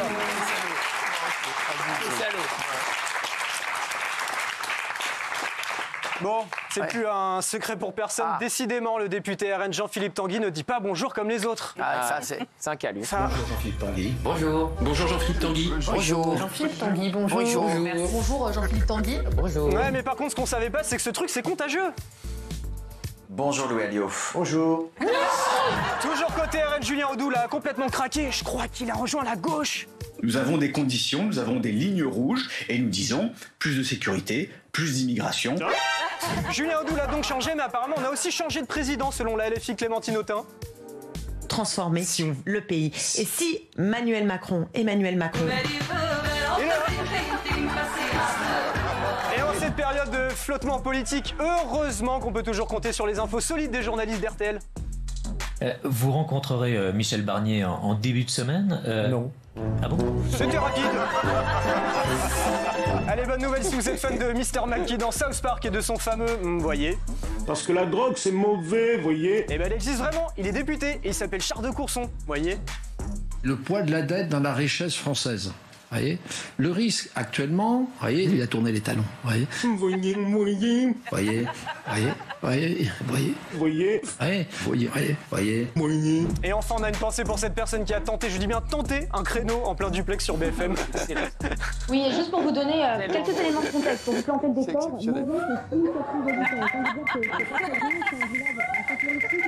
Ouais, on n'y est pas. Bon, autant ça peut arriver de pas l'avoir du premier coup, autant là c'est limite criminel de laisser sa voiture comme ça. Ça concerne pas que Mazin, il y en a eu dans toute la France. On n'y est pas du tout là, clairement, avec la roue qui se barre en couille. Ah là là, et on a les réseaux. Ouais. Allez, dans la dépêche, toutes les semaines, on découvre les meilleures images de l'actu de la politique et aussi des réseaux avec toutes les meilleures vidéos made in France de la semaine dans la météo des réseaux. C'est pour toi, ça, mon gars. J'adore mon bébé. Allez, on commence à Bersac sur Rivalier avec ce conseil qui marche toujours. Écoutez vos potes, surtout dans un escalier. Je vais tomber en arrière. Oh là là. Drôle d'habitude à Lorquin, apparemment là-bas, ils ont pas besoin de mettre le son pour regarder un film. Et là, le son. N'est pas Beyoncé qui veut, la preuve avec ce défilé du côté de Salerne. On va mettre ça sur le coup de la rentrée à Fleur Bay avec ce petit en pleine révision d'histoire et ça promet déjà. L'une des pratiques sportives les plus anciennes de l'histoire datant de plus de 3000 ans avant Jean-Claude. Avant Jean-Claude. Parce que j'y sais, ça veut dire quoi? Jean-Claude. Eh ben oui, enfin un périgueule malgré son retard, cette maman a une excuse vraiment valable. J'ai emmené ma fille à la cruche. Non, je l'ai emmenée à ma belle-mère. Ah oui. Merci Cyril. Merci Andrea. Merci. Merci Andrea. Alors, avant de faire les unes de la semaine que vous attendez avec Fabien Lecoeuf, bien entendu, sera dans un instant. Avant, on va parler de deux influenceuses, Nathalie Andréani et Léa Marie. Ces deux jeunes femmes sont avec nous pour parler d'un phénomène de société, la peur de vieillir. Pourquoi avons-nous autant peur de vieillir? Les femmes sont-elles davantage ciblées par ces craintes? C'est ce que disait tout à l'heure Juliette Briens. Et qu'est-ce qu'elles font, elles, pour ne pas vieillir? Elles sont avec nous ce soir. Et c'est vrai que c'est incroyable. Hein. Aujourd'hui, c'est devenu un truc de fou. Tout le monde fait de la chirurgie, tout le monde essaie, enfin, de plus en plus de gens. Enfin. En tout cas, merci Léa Marie, merci Léa d'être là. Merci. Comment ça va Nathalie? Ça va, très bien. Ça va bien, vous allez bien? Super. Ça va. Léa et Nathalie, alors peut-être que vous les connaissez, hein. Moi je les connais, forcément c'est des ex-candidates de télé-réalité, puis on les connaît, on les voit partout. Et alors Nathalie, est-ce qu'on peut donner votre âge? Oui, 53. 53 ans, exactement. 54 dans 2 mois. Dans 2 mois, bon, on va faire une grosse soirée. On va faire un truc. Bon, ça fait 10 ans que je fête plus mes anniversaires, mais bon. Ah, bah, ouais, ça a terminé, vous voulez pas? Depuis l'âge de 40 ans, non, j'ai fait plus. Ouais, terminé? Non. Alors 54 ans. Ouais. Et vous voulez pas vieillir, c'est ça? Alors, c'est pas que je veux pas vieillir, parce que vieillir c'est inévitable, mais j'ai envie de bien vieillir. Ouais. Et je fais tout ce qu'il faut pour bien vieillir. Alors vous faites quoi? Alors, contrairement à ce que tout le monde pensait, je ne suis pas pleine de chirurgie du tout. Je fais des méthodes naturelles. Déjà, je fais très attention à mon alimentation. Je fais beaucoup de sport. Hygiène de vie, c'est hyper important. Pas de cigarettes. Ouais. Et surtout, ça va vous faire rire, mais je fais des massages du visage journalièrement.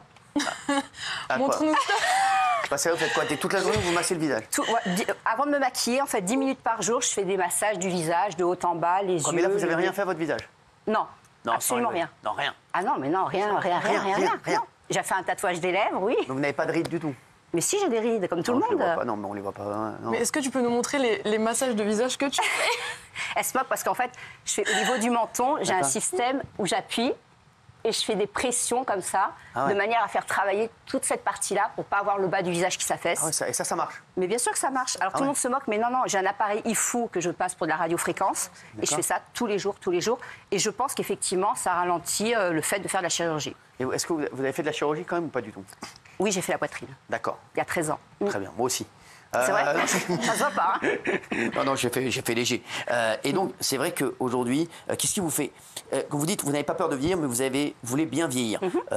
Et pareil, est-ce qu'en tant que femme, vous êtes beaucoup sur les réseaux, est-ce que vous recevez des messages négatifs? Je reçois énormément de critiques par rapport à mon âge. Ah ouais?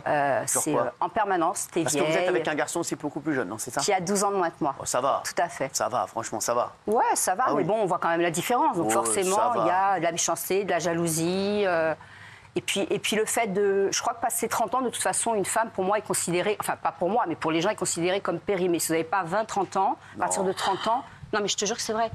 Je le vois sur les réseaux. On a une date de péremption. Je faisais un live avec une fille qui avait 32 ans. Et on lui disait, t'es une vieille. À 32 ans, t'es une vieille. Moi, on me dit, va à l'EHPAD. Mais à l'EHPAD à mon âge, non, je vais pas à l'EHPAD. Les gens sont stupides par rapport à ça. C'est vraiment, une femme, passée même 40 ans, vraiment est considérée comme une vieille dans notre société. Et moi, je trouve ça scandaleux, j'ai pas envie de ça. Léa, vous avez 27 ans, vous êtes déjà venue nous voir. Non, ne me vieillis pas, Cyril. J'ai 26 ans. Non, c'est vrai, désolé. Alors, Léa, vous, elle est encore très jeune, hein, Léa, mais vous avez déjà peur de vieillir? Oui. Vous avez fait plein de trucs, vous nous l'avez dit la dernière fois, vous avez fait même la mâchoire, non? Ah oui, moi j'ai fait tout ce qu'on peut faire, je crois. Non, c'est pas vrai, vous avez fait quoi alors déjà? Le nez? Alors j'ai fait le nez, réduction de la mâchoire, j'ai fait mes seins. Vous devriez faire une réduction des bouliches, vous. Merci. Oui, donc mes fesses 3 fois, les positions du corps entier. Du corps entier? Ah oui, bah voilà. Du corps entier, ouais. Et pourquoi? Parce que... Est-ce que j'ai oublié quelque chose? Mais à 26 ans, c'est pas trop, non? Bah non. Non, pourquoi vous avez fait ça? Le résultat, il est beau, non? Oui, bah oui, non, vous êtes très bien. Mais ah oui, d'accord, carrément, moi. C'est vous, ça? Oui. Très bien, merci, bonsoir. Ça, c'est avant ou après, ça?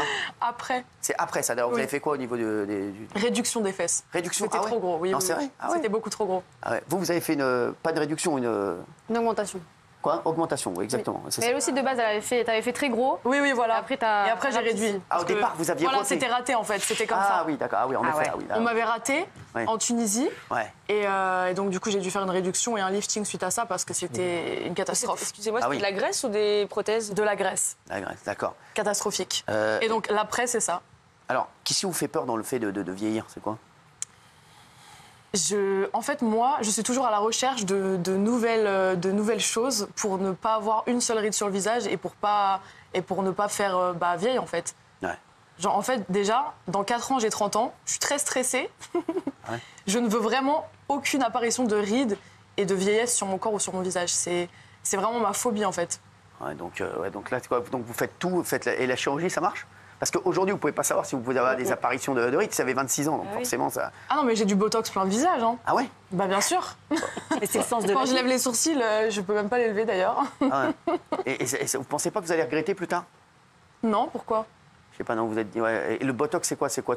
Tous les combien vous en faites? Tous les 6 mois. Tous les 6 mois? Oui, c'est pour éviter l'apparition des rides d'expression. En fait, on peut pas vraiment bouger le visage d'ailleurs. Hein. On n'a pas trop d'expression. Si on est en colère, ça se voit pas. Vous n'avez pas peur de la chirurgie parce qu'il y a eu des problèmes, vous avez dit, avec vos fesses? Alors, je dirais qu'aujourd'hui, j'ai un peu plus peur qu'avant quand même. Vous avez refait quoi depuis? Depuis les fesses? Ouais. Rien. Rien, ouais. Non. Ça avait été quand même, ouais. Ça y est. Non, ça m'a quand même un peu traumatisée. Sinon, vous avez refait la mâchoire, le nez. La mâchoire, le nez, les seins. Les seins. 3 fois les fesses, l'hyposition du corps entier. D'accord. Et voilà. Au niveau des cheveux, rien? Ah si, j'ai fait des implants de sourcils et de cheveux. Ah oui, j'avais oublié. Ah ouais, c'est vrai, c'est quoi ça? C'est quoi? Alors en fait, j'ai rajouté... ils m'ont rasé derrière la tête. Ah ouais. Sur un endroit qui ne se voit pas, ça a repoussé. Depuis, voilà, je ressemblais à ça juste après. Ah oui, d'accord, oui. Et ils m'ont fait des implants de sourcils et des implants au niveau du front. Parce que mon implantation de cheveux, elle commençait trop loin. Mais comment vous... Quand je m'attachais les cheveux, j'aimais pas en fait. Ah, mais ça vous a coûté combien tout ça? C'était... en tout et pour tout, l'implantation de cheveux? Non mais tout. Ou tout. Je dirais 70 000 €. Ouais. Waouh. Ah ouais. Vous auriez pu acheter un studio, quoi. J'aurais pu. Et les dents, vous avez fait un truc Ah oui, les dents aussi. Ah oui. Bah oui, voilà, j'oublie des choses. J'en ai tellement. La liste est si longue. Oui, c'est pas vraiment de la chirurgie. Vous êtes heureuse comme ça ou pas? Très. C'est vrai, ouais. Je suis très heureuse comme ça. Oui. Vous trouvez plus belle qu'avant? Oui. Genre vous regardez, vous dites je suis magnifique. Non, faut pas abuser non plus. Il y a encore des choses que vous avez envie d'améliorer? Bah en fait le problème c'est ça. Bah, c'est ça. C'est que quand on commence la chirurgie et que on a du coup un défaut en moins, on en voit un nouveau, puis un autre, puis un autre, puis un autre. Mais il faut juste pas aller trop loin en fait. Pourquoi vous plaisiez pas du tout avant? Ah non. On a des photos de vous avant? Bah oui, probablement. Oui, probablement. C'est facile à trouver, ça. Probablement. Voilà. Franchement. Vous êtes pas mal quand même. Franchement, non, mais attendez. Vous êtes plus jolie. Hein. Non, t'étais plus jolie. Ah, y a pas. Non. Alors, vous êtes belle maintenant, vous étiez belle avant. Pour moi, voilà, vous étiez belle, même les 70 000, vous étiez belle. Mais ça, c'est une autre personne, en fait. C'est une autre personne? Non, franchement, c'est une autre personne. Ils disent quoi, votre famille, tout ça? Alors, ma famille n'était pas du tout pour la chirurgie de base. Ouais. Mais bon, après, j'étais majeure et vaccinée, donc ils n'avaient pas trop leur mot à dire. D'accord. Mais ils trouvent que c'est bien fait. Ouais, je trouve qu'ils ont... Non, aujourd'hui, ils me disent t'es très belle, c'est bien fait. Vous avez quelqu'un dans votre vie ou pas? Non. Et sinon, votre ancien copain, ou je sais pas, il disait quoi quand vous voyez faire? Il adorait, il me trouvait très jolie. Ah ouais, tranquille, il se dit... il me disait que c'était très bien fait. Bah, il se disait, en fait, j'ai changé de meuf, en fait. C'est plus la même personne. C'est comme si j'avais changé de meuf. Ah ouais, non, mais c'est... Ah ouais, et aujourd'hui, vous êtes heureuse? Oui. Parce que la dernière fois, vous n'étiez pas ouf. J'étais pas ouf? Ouais, quand vous étiez venu, parce que vous avez sorti de l'opération, etc. Ah oui. Là, maintenant, ça va mieux? Oui, ça va mieux. Là, vous n'allez plus rien faire, là? Non, pas pour l'instant. Pas pour l'instant, j'ai bien dit pas pour l'instant. C'est quoi le prochain projet? Ah bah je pense que dès que ma peau se relâche, je ferai un lifting. Ah d'accord. Du visage. Vous avez un peu le temps, Je ne sais pas. Ah si, ça va, là ça a l'air de bien tenir. En plus, mais s'il y a un tout petit relâchement, je vais aller voir un chirurgien. Non, je suis vraiment, mais vraiment vous guettez le relâchement en fait?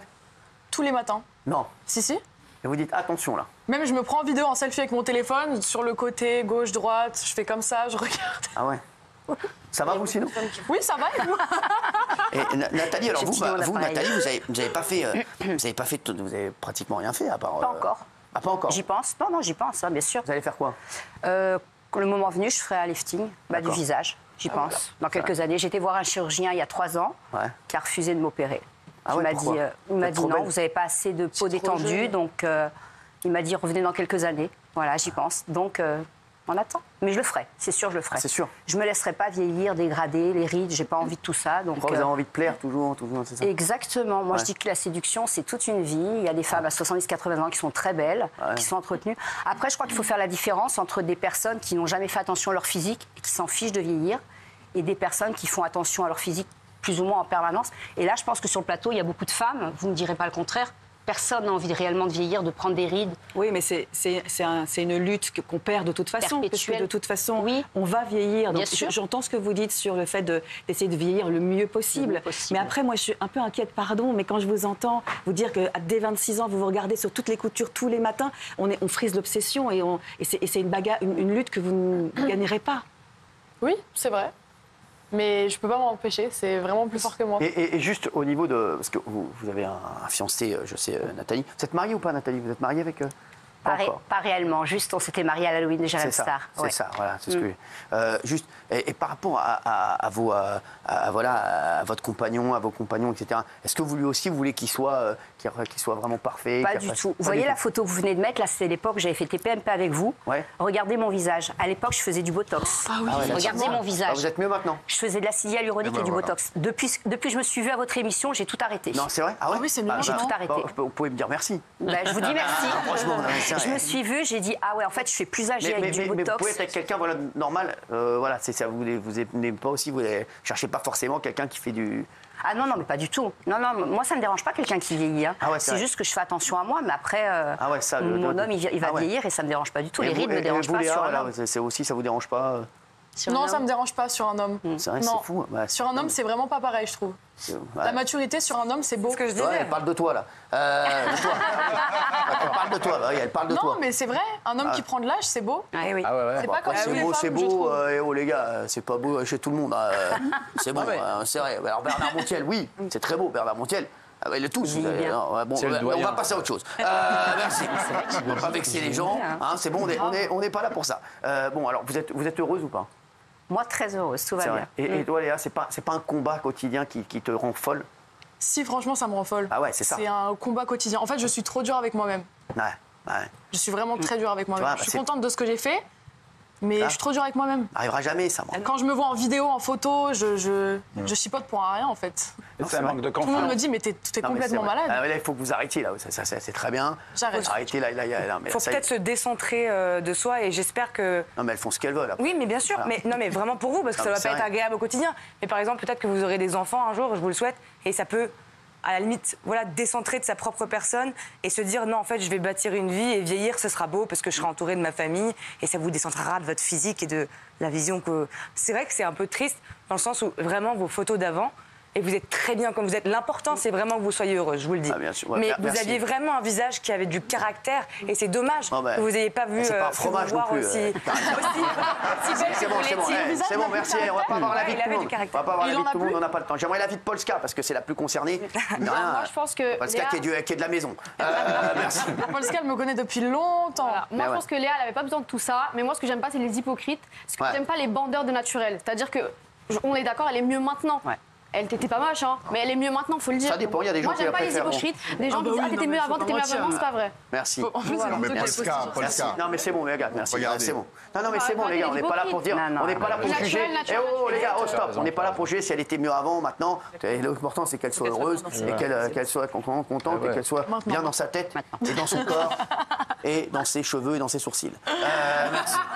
Important. Merci. Vous venez nous revoir quand vous voulez. Avec plaisir. On vous souhaite du bonheur. Ça va, ça se passe bien? Vous êtes toujours amoureuse?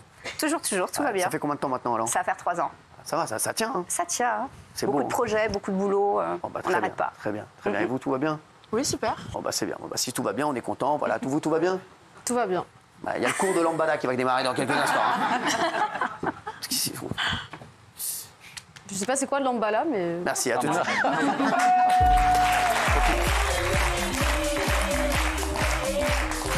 Restez avec nous.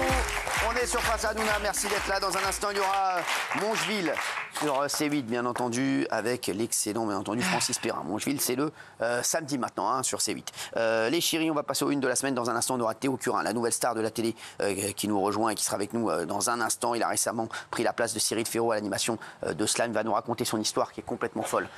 Théo, vraiment, il sera avec nous dans un instant. Restez avec nous parce que c'est un garçon exceptionnel et il a une histoire exceptionnelle. Pour le moment, on va parler des autres une de la semaine. Ça y est, bonsoir. Bonsoir Cyril. Est-ce que vous étiez là ou vous êtes déplacé là? Oui, je voyage. Vous êtes téléporté. Alors, vous voulez que je vous parle de quoi? 2 minutes. 2 minutes. Ça va, vous n'êtes pas trop? Non, ça va. Je suis vraiment un peu descendu. Ah bah oui, je sais, bah oui, forcément, parce que ça cogne. Merci. Kate Middleton réapparaît enfin. Kate Middleton, et oui, parce que lundi dernier, elle a fait une vidéo, une jolie vidéo d'ailleurs, où elle annonce enfin qu'elle arrête sa chimiothérapie. Regardez, on a la vidéo. Pour le grand bonheur de tous. Vous allez nous en parler. Alors, on l'a vu, évidemment. On va la revoir. C'est toujours un bonheur de voir Kate Middleton. Eh ben oui. Elle est belle. Moi, c'est pas elle est très belle. Moi, c'est pas mon délire. Elle est ravissante. Elle est magnifique. C'est pas mon délire. Elle est belle, elle est belle. Votre délire, c'est pas mon délire. C'est pas Kate Middleton du tout. C'est pas du tout mon délire. Ah bon? Merci. Je vous le dis, c'est pas mon délire. C'est pas mon délire. Alors que l'été s'achève, je ne peux pas vous dire à quel point je suis soulagée d'en finir avec ma chimiothérapie. Ces 9 derniers mois ont été incroyablement durs pour nous. Même si j'ai terminé ma chimiothérapie, le rétablissement complet est long. Et je dois continuer à prendre chaque jour comme il vient. À tous ceux qui se battent contre cette maladie, je suis à vos côtés. Elle a fait la vidéo dans la forêt, j'ai cru qu'elle allait croiser les autres là tout à l'heure à poil. Et la pauvre, non mais elle sort de traitement, elle arrive, elle voit les autres à poil, c'est bon, qu'est-ce que c'est que cette vie quoi? Non mais sans déconner, non mais c'est quoi cette vie? Non mais c'est l'escalade de l'horreur. Mais bon. vous avez vu la robe sur cette vidéo-là? Ouais. La dernière robe. Ils en ont vendu pratiquement plus de 11 000 dans la journée qui suivait. Justement, la diffusion de cette vidéo sur les réseaux. Fort, lourd. Ça, c'est incroyable. Alors, bien sûr qu'elle a précisé qu'elle a hâte de reprendre son métier, quelque part. Elle fait quoi? C'est-à-dire qu'elle intervient dans beaucoup de cérémonies officielles, sa participation à des œuvres caritatives, etc. C'est un vrai métier qu'elle a. Et elle a de ça. Et alors, surtout... C'est votre style, vous, Kate Middleton? Ah oui, j'aime beaucoup. Elle a une élégance, elle a une volupté, un charme. Ça pourrait être votre style, Ah oui? Vous connaissez... oui, vous connaissez toutes mes ex. Oui, je connais tous vos ex, Et donc, non, par contre, il y a quelque chose dont personne n'a parlé. C'est quoi? C'est-à-dire qu'elle n'a plus la bague, la fameuse bague. Elle n'a plus de barbe, je crois. Non, la bague. Ah, d'accord. Elle n'a plus sa bague, vous savez, qui était la bague de Lady Di, que son mari William lui avait offert. Ah, c'est chaud, ça.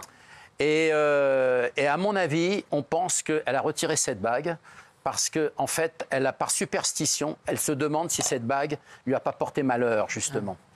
Et donc, elle n'a plus cette bague. Et elle a mis une alliance que lui avait offert avec des diamants, de l'or et des saphirs, que lui avait offert, évidemment, William, au moment de la naissance de George, leur premier enfant. Très bien. Et elle a remis cette bague à côté de son alliance à comment ça s'appelle? L'annulaire. D'accord. C'est pas parce qu'elle a maigri, parce qu'avec la chimiothérapie, on maigrit. Non, je pense que le fameux saphir de Lady Di, elle ne le porte plus. Et on pense qu'il y a un peu de superstition par rapport au destin de sa belle-mère, quelque part. C'est ce qu'il pense, lui. Non, on est plusieurs à le constater. Combien? 3? 4. Bon, Brigitte Bardot, il paraît qu'elle est énervée. Alors, Brigitte Bardot a poussé un gros coup de gueule cette semaine, justement, dans le journal Le Monde. Qu'est-ce qu'elle a? C'est-à-dire qu'elle en a marre d'être espièglée comme ça. Non, espionnée, pardon. Espionnée depuis des années. Alors bon, vous savez qu'elle a acheté cette propriété, la Madrague, en 1959 à Saint-Tropez. Il faut savoir que les parents de Brigitte Bardot avaient déjà une propriété à Saint-Tropez. Au niveau de cette propriété, je crois savoir qu'il y a énormément de fans qui l'espionnent. Non, mais c'est que ça. Des bateaux par la mer, des gens qui sont dans la rue de Canebier, ils sont totalement... C'est un enfer pour elle. Alors, il faut savoir que l'été, elle n'habite plus cette maison. Elle n'y habite que l'hiver. Elle loue une maison. Mais quand elle dit ça, dans le monde, elle a dit qu'elle se faisait espiégler l'été comme hiver. Été comme hiver. Alors maintenant, elle a choisi que l'été, elle n'habite plus dans cette maison. Elle loue une maison sur la hauteur de Saint-Tropez, un peu plus haut. Elle y habite dans la fameuse Madrague uniquement l'hiver. Ce qu'il faut savoir, c'est qu'à partir de 1963, elle a eu l'autorisation à l'époque du général de Gaulle pour pouvoir construire un mur pour privatiser sa plage, pour éviter que tout le monde accède avec des bornes pour que les bateaux évitent d'approcher également. Ah ouais, d'accord. Mais là, le gros coup de gueule, c'est surtout que les gens escaladent la palissade pour aller chez elle. Voilà, exactement, merci. Laisse des mots sur les 2 cactus à l'entrée. Donc voilà, c'est très compliqué. Mais en même temps, j'ai envie de dire, c'est depuis l'âge de 17-18 ans, elle est espionnée de partout. Elle est espionnée de partout. Voilà, si vous voulez. Vous avez des infos? Oui, bien sûr. Elle a construit ce mur. Alors, quand on regarde le mur, juste derrière, il y a des bambous. Et juste derrière les bambous, c'est là qu'il y a sa piscine. C'est comme lui. Juste derrière son bambou, il y a lui.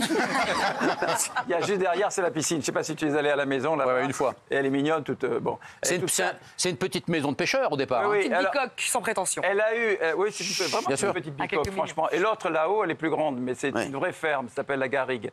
Et il se trouve que cette maison de la Madrague, d'abord, elle est archi protégée de la vue des gens. Sauf qu'ils ont mis des plots. Elle a eu l'autorisation de la mairie de Saint-Tropez de mettre des plots pour éviter que les bateaux s'approchent trop près. Sauf que des intelligents ont poussé les plots, se sont rapprochés encore un peu plus de la. Donc, qu'est-ce qu'ils font le soir? Ils se mettent, je sais, tu étais. Non, mais j'ai entendu de chez Brigitte, il y a les gens, ils se mettent en bateau et vous entendez les conneries qu'ils disent. Non. Genre, Brigitte, on veut voir Brigitte. Mais lui disait carrément, monte-nous ton cul. Ils étaient au large. Mais on avait compris. Non, mais il n'y avait pas besoin des sous-titres. Non, mais j'aime bien traduire. Bah oui, Bernard Montiel, calme-toi. Quand tu seras producteur de l'émission, tu l'empêcheras de parler. Pour l'instant, c'est lui, c'est Big Laoui, là, s'il te plaît, tu le respectes. Non, mais c'est vrai qu'on peut comprendre. En même temps, comme toutes ces stars, il faut rappeler quand même que Bardot, c'est une star mondiale. Et donc, il y a des gens qui viennent et qui disent, ouais, mon. Ah, mais du monde entier. C'est-à-dire qu'ils louent des bateaux pour voir la célèbre plage de la Madrague de la maison de Brigitte Bardot. Je suis jamais allé. C'est vrai que c'est très compliqué par le large. C'est une petite maison, vous savez. Mais vous la voyez, c'est après la baie des Canoubiers. C'est là où on tournait sous le soleil, nous. Ah ouais. Et d'ailleurs, parfois, elle arrivait en voiture et elle râlait. Et elle disait, putain, ils font chier ton équipe, là, ils foutent le bordel avec les camions. Déjà que je voulais plus entendre parler de cinéma, gentiment, parce qu'après, elle venait même assister au tournage. En revanche, la Garrigue, là où elle habite là-haut, tous les soirs, elle quitte cette propriété au Capon, là-haut, qui est sur les hauteurs, et elle descend pour nourrir tous ses animaux. Parce qu'effectivement, elle n'y vit plus à la Madrague. Mais les gens continuent à déposer des fleurs, des mots, etc. Oui, c'est fort cet attachement mondial et ça reste la dernière grande star française mondiale. Il faut le rappeler quand même. Delon nous a quittés il n'y a pas longtemps. Il reste Brigitte Bardot qui est la dernière grande. Un mythe. Oui, c'est plus qu'une star, c'est un mythe vraiment pour le monde entier. Il faut le rappeler quand même. Hein.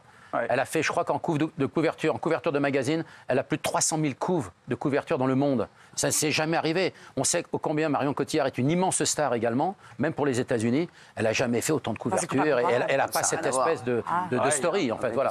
Donc c'est la dernière grande légende française. C'est pas pareil, ça on ne peut pas comparer. Brigitte Bardot, ça a été la plus belle femme du monde d'abord. Ah oui. Avec Marilyn Monroe. D'ailleurs, les deux, quand elles se sont rencontrées à la suite d'un dîner avec Elisabeth II en Angleterre, elles se sont croisées dans les toilettes. Non, c'est vrai. Oui, c'est Brigitte Bardot qui m'avait raconté ça. Et alors, Brigitte connaissait de réputation Marilyn Monroe, et elle se voit, tu sais, ces deux stars comme ça. Et Brigitte Bardot lui dit... Oh là là, mais qu'est-ce que vous êtes belle, c'est vous la plus belle femme du monde. Et Marilyn Monroe, toujours très timide et très introvertie, lui dit, mais non, vous ne pouvez pas dire ça, c'est vous la plus belle femme du monde. T'imagines ces deux canons qui se rencontrent comme ça dans les toilettes à Buckingham. Ah, ça me change de moi. La dernière fois que j'étais aux toilettes, t'es tranquille avec Dédé de Passepartout, on faisait le monde. Non, mais c'est vrai, c'était la semaine dernière, donc c'est fou. Mais elle est forte, en tout cas, c'est une femme de caractère. Moi, j'aime ça parce que quand elle a décidé d'arrêter le cinéma, elle a arrêté le cinéma. C'était pas du bluff, c'était pas je vais revenir dans quelques années. Elle a arrêté. Elle adore les animaux, elle a beaucoup apporté à la protection animale. Moi, je félicite Brigitte Bardot. Il faut rappeler 90 ans dans 13 jours, Brigitte Bardot. C'est quand même pas rien. C'est vrai. Quand même, 90 ans. Donc, et bon, alors, c'est difficile de l'avoir marché aujourd'hui, c'est compliqué, malheureusement. Mais bon, elle reste. Elle a un problème de hanche, et comme tous les gens d'un certain âge. Elle a peur des piqûres. Elle ne veut pas se faire opérer. Elle a peur de l'anesthésie. Parce qu'à une époque, il y a quand même quelques années, à l'époque, l'anesthésie avait des risques. Alors du coup, elle ne veut pas entendre parler de ça. C'est pour ça qu'elle n'a jamais fait de chirurgie esthétique d'ailleurs. Moi, elle m'avait dit que l'histoire de Jean-Luc Lagardère l'avait traumatisée. Justement, quand il est mort à l'hôpital, et après une mauvaise anesthésie, pas de réveil. Et pour elle, elle ne veut surtout pas rentrer. Oui, elle préfère avoir des cannes. Elle a un problème de hanche, c'est pour ça qu'elle a une canne quand elle se déplace. Mais autrement, elle se déplace toute seule avec sa bagnole pour nourrir ses animaux dans sa vieille 4L pourrie. Et voilà. Franchement, vous pourriez parler des heures tous les deux, là. Oui. Vous n'allez pas prendre un verre ensemble. C'est vrai, voyez-vous en dehors. Ça nous arrive, on se connaît depuis 35 ans. Voyez-vous en dehors, les gars. Mais ça nous est arrivé par le passé. Que ça vous réarrive. Merci. Samuel Etienne cache sur sa consommation de drogue. Samuel, que j'adore, moi. Oui, il était sur une plateforme cette semaine. Il s'est confié, justement. Une plateforme qui est au profit d'œuvres caritatives, d'ailleurs. D'accord. C'est un garçon très engagé. Et il a fait cette confidence où il a pris de la drogue. Et il a terminé sur cette vidéo torse nu. Exactement. On a vu tous ces tatouages. Exactement, parce que c'est vrai. Et Samuel, moi je l'adore, Samuel Etienne. C'est un amour. C'est brillant, ouais. Et très engagé. Très sympathique. Très engagé. Regardez, donc il s'est mis torse nu. On a vu une partie du torse et du ventre recouvert de tatouages. Et c'est vrai qu'on n'a pas l'impression comme ça. Non. Regardez. On le voit toujours. Regardez.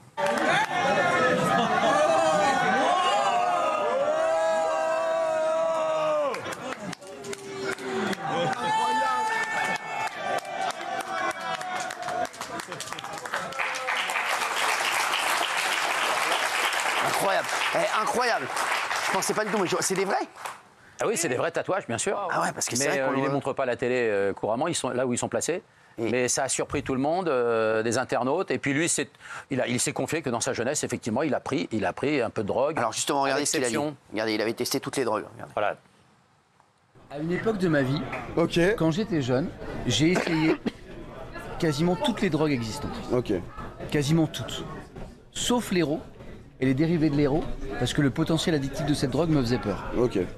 Mais à part l'héro, j'ai essayé à une époque toutes les drogues, en général une fois, pour voir ce que c'était. Pour voir l'effet et après. Et pour pas rentrer dans une addiction. Incroyable. Mais c'est bien cette franchise. J'adore ce mec. J'adore Samuel. Bien de faire de la prévention. J'adore Samuel. Oui, parce que justement, c'est préventif ce qu'il fait. Non, mais justement, en 2 mots, c'est dire n'y touchez pas, quoi. Ouais, enfin, on ressent ça à travers ce message. Dans les unes de la semaine, on aimerait aussi vous parler de l'étoile montante de France Télévisions. Il s'agit de Théo Curin, âgé seulement de 24 ans. Il a récemment pris la place de Cyril Ferraud à l'animation de Slam. Théo, on va regarder les images de sa première, c'était cette semaine, la première de Théo dans Slam. Regardez. Bonjour à toutes et à tous, bienvenue dans Slam. Nous sommes lundi 9 septembre, je suis Théo Curin et je fais ma rentrée sur France 3 aujourd'hui dans Slam. Je suis très honoré de prendre la suite de Cyril Ferraud qui a lui-même fait sa rentrée sur France 2 à midi dans Tout le monde veut prendre sa place. Il m'a laissé un plateau nickel, tout est propre, la loge pareil, franchement, merci Cyril. Merci mon Théo. Bravo Michel. Je voudrais dire, alors, tu sais que je t'aime, j'étais tellement fier de toi. Merci. Franchement, quand je t'ai vu dans Slam, quand déjà j'ai su que tu avais passé le casting, en plus, t'as été devant Benjamin Castaldi au casting, donc ça m'a fait. Non, mais c'est vrai que, franchement, Théo Curin, parce qu'il a passé le casting, ils ont fait un grand casting pour savoir qu'il allait reprendre Slam, et c'est Théo qui a été choisi par France Télévisions. Quand j'ai su que c'était toi, j'étais très très heureux pour toi et tu le mérites. Et merci. Voilà, c'est un amour. Tu sais que je t'aime. Et ce soir, j'aimerais, voilà, sur les gens te connaissent de plus en plus. J'aimerais vraiment que ce soir, on écoute aussi l'histoire de Théo et qu'on connaisse encore plus Théo, parce que c'est un garçon qui va faire une carrière exceptionnelle et c'est un garçon que j'aime énormément. Il le sait. J'aime aussi ton producteur Mehdi, qui est mon frérot d'amour, qui était à l'école avec moi. Son producteur était à l'école avec moi et on était ensemble. C'est un ami d'enfance, c'est mon frère d'amour. Et je suis tellement heureux pour vous que ça cartonne pour vous. Théo, alors déjà, Théo, est-ce que tu peux nous raconter ton histoire, parce que elle est folle, t'as que 24 ans. Et c'est vrai que déjà, t'as eu 200 vies en fait. Oui, c'est vrai. Moi, en fait, déjà, je pense que si on commence par le début, je suis tombé malade quand j'avais 6 ans d'une méningite bactérienne, ce qui a en fait provoqué l'amputation de mes 4 membres pour me sauver la vie. Et après ça, en fait, j'ai rencontré un homme qui était dans la même situation que moi, Philippe Croison. Bien sûr, on l'adore. Exceptionnel. Voilà, exactement. Et ça m'a prouvé que malgré notre handicap qui était le même, voire même similaire, en fait, on pouvait avoir une vie tout à fait normale, mais même se lancer dans des défis complètement fous. Et en fait, j'ai commencé la natation grâce à lui. J'ai fait plusieurs compétitions internationales. Après, j'ai fait des défis sportifs. Est-ce que tu peux nous raconter 2-3 défis que tu as fait? Parce que pour les téléspectateurs, tu as fait des trucs de fou. Et c'est vrai que voilà. J'ai fait la traversée du lac Titicaca au Pérou. C'est le lac navigable le plus haut du monde. Il se situe entre le Pérou et la Bolivie. Et en fait, avec Malia Metela, une ancienne nageuse olympique, et Mathieu Villevoet, un éco-aventurier, on a traversé ce lac en totale autonomie en tractant un radeau de 500 kg. Et on a fait 111 bornes en 11 jours. Et voilà, c'était une folie. Et après, la course dont je suis le plus fier, ça a été en Argentine il y a 2 ans. J'ai fait 57 km tout seul en one shot. J'ai mis 9h52. Et ça aussi, c'était une course importante à mes yeux. Et surtout qui m'a permis de me calmer un peu sur les défis. J'ai fait un défi en Afrique du Sud l'année dernière avec Ismaël Khalifa, qui est un des animateurs d'Échappée Belle. Et voilà, maintenant je fais moins de défis. En tout cas, je ne vais pas les enchaîner bêtement. Je veux que ça garde du sens. D'autant plus que maintenant, il y a d'autres défis, d'autres aventures qui m'attendent et je suis très content de ça. Théo, c'est un truc de fou parce que t'as un talent exceptionnel. Et toi, tu viens. Enfin, voilà, comment t'es arrivé à la télé? Parce que plein de gens qui se disent comment Théo, il est passé voilà, de défis sportifs à la télé. Mais en fait, ça s'est fait hyper progressivement. Moi, j'ai commencé. Déjà, ça s'est fait essentiellement avec France Télévisions. J'ai commencé avec Vestiaire, tu sais, la petite série qui passe sur France 2 les samedis soirs. J'ai fait une toute petite apparition. Ensuite, je faisais un épisode de plus chaque année. Après, Marina Carrère-Dancos m'a demandé si je voulais devenir chroniqueur dans le MAC de la Santé sur France 5. Et petit à petit, les choses ont évolué. J'ai rencontré Mehdi, ton ami, qui a décidé de produire des émissions avec moi à l'animation. Et on a créé Théotop, qui est une émission pour les enfants qui passe sur la 14 et sur Roku, la plateforme jeunesse, qui consiste en fait à redonner la parole aux enfants et d'écouter les petits tracas qu'ils ont dans leur quotidien. Et ensuite, trouver des solutions pour améliorer leur petite vie, quoi. Et on a commencé par ça. On a fait Théo le Taxi, qui était une chronique qui passait sur France 3 dans Au jeu citoyen avec Carole Gessler. Et voilà, ça a plutôt bien marché et on avance petit à petit. Et maintenant, Slam, et c'est une grande fierté, ouais. Théo, comment je me dis, est-ce qu'il y a des fois où tu t'es dit, voilà, ça va être compliqué pour moi. Est-ce que tu as eu le moral, voilà, quand tu étais plus petit, vraiment, où tu t'es dit, voilà, j'ai envie de tout lâcher, j'ai envie de tout laisser tomber, ou pas du tout? Oui, je pense que je me suis déjà dit cette phrase plusieurs fois dans ma tête, mais ça reste quand même assez rare. Parce que moi, je dis beaucoup que j'ai eu beaucoup de chance dans mon malheur. Je sais qu'il y a des gens qui ont des choses similaires à moi et qui n'ont pas l'entourage que j'ai et que j'ai eu à ce moment-là. Moi, j'ai eu des parents hyper présents qui ne m'ont pas surprotégé non plus. C'est-à-dire qu'ils m'ont toujours poussé à aller vers les autres. C'est-à-dire que moi, mon handicap, j'en ai rarement souffert, notamment à l'école, parce que je l'ai utilisé un peu comme icebreaker, tu vois, justement, à pour aller voir les autres. Justement, à l'école, comment ça se passait? Raconte-moi. À l'école, ça s'est plutôt bien passé. Évidemment, les premières fois, c'était un peu stressant, parce que je me disais, est-ce que les autres vont vouloir de moi? Est-ce que je vais réussir à me faire des amis? Est-ce que je vais réussir à me faire des potes? Et en fait, très vite, je me suis rendu compte que après les premières questions que les enfants me posaient, il n'y avait plus de sujet, quoi. Le handicap disparaissait même. Et à la fin, voilà, moi à l'époque j'étais en fauteuil électrique, donc c'était encore plus lourd qu'aujourd'hui. Et en fait, non, les garçons montaient sur mon fauteuil, on faisait les idiots dans la cour, etc. Je demandais aux filles de m'aider à fermer ma veste et fermer mon cartable pour créer des petits rapprochements, etc. Et ça marchait plutôt bien. C'est là que je te reconnais. Je connais l'animal. Et aujourd'hui, tu n'as plus de fauteuil. Tu peux raconter à nos téléspectateurs comment ça se passe et comment qu'est-ce qui s'est passé pour toi pour que maintenant tu sois plus autonome? Les choses ont évolué. C'est vrai que même la technologie évolue de jour en jour et ça nous aide beaucoup. Moi, j'ai la chance d'avoir 2 prothèses au niveau des jambes et en fait, avec le sport que j'ai fait aussi en tant que nageur, j'ai réussi à me muscler les membres inférieurs et en fait, aujourd'hui, j'ai la capacité de marcher toute la journée comme toi, comme tout le monde. Exactement. À la table. Et ça, c'est assez fou. Le fauteuil, j'avais rien contre le fauteuil, mais c'est vrai que quand j'étais petit, il m'empêchait d'aller dans certains endroits, de vivre certaines choses. Et c'est vrai que le jour où j'ai fait mes premiers pas avec des petites prothèses en plastique à l'époque, tu t'imagines, quoi, c'était le plus beau jour de ma vie, quoi. Tu rêvais de devenir animateur ou ça s'est fait? C'est venu comme ça, c'était pas un rêve, mais ça s'est fait, voilà, c'est le cours des choses qui a fait que tu es devenu animateur télé? Non, franchement, c'est un rêve d'enfant. C'est un rêve d'enfant. Ah ouais. J'ai grandi avec la télévision. Moi, je suis né en Lorraine, dans une famille assez modeste. Et c'est vrai que le soir, devant la télévision, c'était notre moment à nous qu'on partageait tous les 4. Tu disais, c'est ça que je veux faire. Et ouais, mais ça me paraissait inaccessible, d'une part parce qu'on n'était pas de ce milieu-là, et d'une part aussi parce que à l'époque, il n'y avait aucun incarnant avec une particularité autant visible que la mienne. Parce que tu es le premier incarnant, vraiment animateur principal. Avec quotidienne, ouais. Non, mais c'est vrai, c'est ça, c'est fou. Mais c'est fou, moi. Alors, c'est fou que ça arrive aussi tard pour moi. Et c'est fou aussi pour toi. Après, Théo, au-delà de ça, et je le dis, Théo, il est là avant tout parce que c'est un immense talent. Je le dis, voilà, moi, je le connais depuis des années, je le suis depuis des années, et je le vois. C'est un immense talent, Théo. Théo, il n'est pas là. Théo, voilà, parce que non, Théo, il n'aurait pas eu son handicap, il serait quand même à la télé. Je vous le dis, Théo, c'est avant tout un énorme talent. C'est un immense talent qui peut... Voilà, moi, je voulais le produire sur plein de choses. Il le sait, je l'ai vu plein de fois. Et Mehdi, je suis très content. Tu as quelqu'un qui s'occupe de toi, qui est un garçon exceptionnel, Mehdi. Mais Théo, c'est avant tout un énorme talent. C'est ça que je voulais aussi vous dire ce soir sur C8. C'est que Théo, c'est un très grand talent. Et en plus, voilà, il a un handicap. Mais c'est d'abord un talent. Le message est fort. Non, mais c'est d'abord un talent, Théo. C'est gentil. Non, mais c'est vrai, Théo. Moi, je te dis, voilà, c'est pas parce que. Et c'est ça que je voulais dire aux gens. C'est que quand il a passé le casting Théo, il a été pris parce que c'était le meilleur. Et aujourd'hui, je vois que ça cartonne pour toi. Oui, ça marche bien. Je suis très heureux pour toi. Merci. Et c'est vrai que tu étais fan de Cyril Ferraud en plus.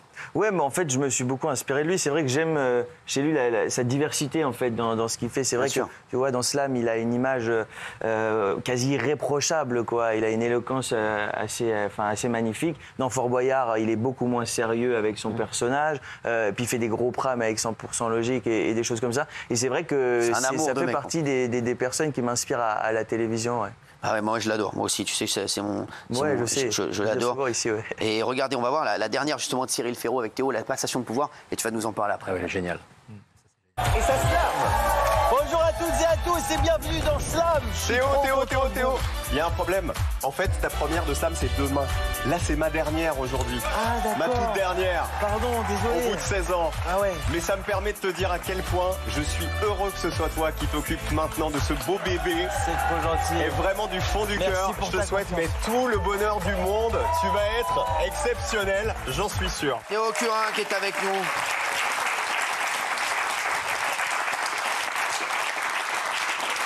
Théo, qu'est-ce que ça te fait d'aller tous les jours sur le plateau C'est fatigant. Ah ouais. Ouais, on a un gros rythme, on tourne 6 émissions par jour. Mais honnêtement, j'avais assez peur aussi. J'avais peur que Cyril le prenne mal aussi, parce que c'est son bébé, 15 ans à l'animation de cette émission. J'avais peur qu'il soit un peu frustré ou des choses comme ça. Et en fait, tout de suite, il m'a appelé, il m'a vachement épaulé, notamment dans l'attente. C'est vrai, j'ai passé le casting et après, pendant 3-4 jours, le téléphone il sonne pas. On se dit, non, c'est passé à côté. Et Cyril me disait, non, tu fais partie toujours de la course, sois patient. J'ai vu tes essais, c'est magnifique. Fais attention à ça, à ça, à ça. Il m'avait conseillé aussi de ne pas faire du Cyril Ferraud, d'être moi-même le plus possible. Et donc, je suis très content. On sait que parfois, à la télévision, il y a quand même pas mal de rivalité. Et franchement, je le ressens pas du tout pour le moment. Et c'est sain et ça fait du bien. Et je suis bien accompagné, bien protégé. Et pourvu que ça dure, parce que c'est magnifique, c'est une belle histoire. T'as envie de faire une grande carrière maintenant, c'est qui que t'as envie de faire? C'est qui tes modèles? C'est qui? Jean-Pierre Foucault Non, mais franchement, moi, je pense que la télévision, et tu le sais très bien, c'est un marathon en fait. Ouais. C'est une longue distance, c'est une course de longue distance. Il faut pas s'essouffler, il faut trouver des solutions pour relancer au milieu de la course. Donc maintenant, voilà. Ma solution, ça a été lui, pour te dire où j'en suis. C'est un beau départ. Maintenant, il faut travailler, tu le sais très bien. Et c'est vrai que, voilà, je vais rien lâcher, je vais continuer à essayer de progresser et à m'amuser surtout, parce que on le voit, c'est grâce à ça que ça marche. C'est quoi ton plus beau souvenir pour l'instant? À la télévision? Partout même. Partout. Je sais pas, à chaque fois quand on me pose cette question, les gens s'attendent à ce que je parle justement de la télévision ou de médailles ou de défis sportifs. Mais je crois que le jour où je remarche, je l'ai dit tout à l'heure avec mes prothèses, c'est tellement un moment important à mes yeux, mais aussi aux yeux de mes proches. Je me souviens, j'avais 7 ans à l'époque, c'est quand même il y a quelques années, même si je ne suis pas très vieux. Et je me souviens quand même avoir remarqué la fierté dans le regard de mes parents, de mon chirurgien, etc. Et là, tu te dis, putain, on a réussi à répondre présent à ce combat. Et c'était merveilleux, donc c'est le plus beau jour de ma vie. Ouais. Et c'est quoi le jour où tu as eu ta plus grosse déception, où tu t'es dit, voilà, je ne vais pas y arriver? C'est le jour où je décide d'arrêter la compétition paralympique. Moi, j'arrête la compétition paralympique parce qu'en fait, je fais face à des problèmes d'inégalité dans les catégories. Vous l'avez vu cet été pendant les Jeux. On est classé par catégorie de handicap et parfois, au sein de ces catégories, il y a des soucis d'inégalité. Et moi, un jour, je me suis retrouvé contre des mecs qui avaient leurs 2 mains. D'accord. Ouais, donc ils étaient quand même bien avantagés par rapport à moi. Et je me suis fait défoncer, quoi. Et donc ça, c'est dur à accepter parce que j'avais fait quand même beaucoup de sacrifices pour atteindre ce niveau-là. Et en fait, là, ce rêve de devenir un jour champion paralympique, il s'est envolé, non pas parce que je m'en donnais pas suffisamment les moyens, mais parce que c'était mathématique, physique, quoi. Un mec qui a des mains, il va nager plus vite qu'un mec qui n'en a pas. Et en fait, donc la décision, ça a été peut-être une des décisions les plus compliquées de ma vie. Mais en fait, avec le recul maintenant, et quand je regarde ce qui se passe pour moi aujourd'hui, c'était peut-être la meilleure, finalement. Ouais. C'est quoi ton rêve maintenant? Mon rêve, c'est de continuer à progresser et d'être comme toi, à ton âge avancé, Cyril. Ouais. Toujours en forme, toujours en forme. Ouais, mais c'est vrai. Ce qui m'impressionne chez toi et chez les animateurs que je suivais quand j'étais gamin à la télé, c'est que vous êtes toujours là, que les gens sont toujours là, les audiences, elles sont toujours bonnes. Et ça m'impressionne et ça me fait rêver. C'est ce que je veux faire. Maintenant, je veux grandir avec la télévision. C'est quoi alors, tu dois bien mieux gagner ta vie même maintenant, etc. C'est quoi le kiff? Est-ce que tu t'es fait un kiff? Un kiff? Ouais, tu t'es fait un kiff, tu t'es dit, ouais, je vais me faire un plaisir, un kiff avec... Justement, le kiff que je me suis fait là récemment, c'est que depuis... Moi, mes parents habitent dans un petit village en Lorraine, et depuis tout petit, en fait, on passait devant un restaurant étoilé. Ouais. Et on n'avait pas les moyens d'aller dans ce restaurant étoilé. Et là, cet été, j'ai pu inviter mes parents pour la première fois dans ce restaurant. Et je crois que ça a été le plus beau cadeau que je puisse faire à mes parents, mais que je puisse me faire à moi-même aussi. C'était trop bien. Eh ben, merci Théo Curin qui est avec nous sur C8. On t'aime Théo. Et on t'aime et t'es un gros talent. Merci d'avoir été avec nous sur C8. Tout de suite, c'est Mangeville. Merci à tous et bravo Théo. Merci mon Théo.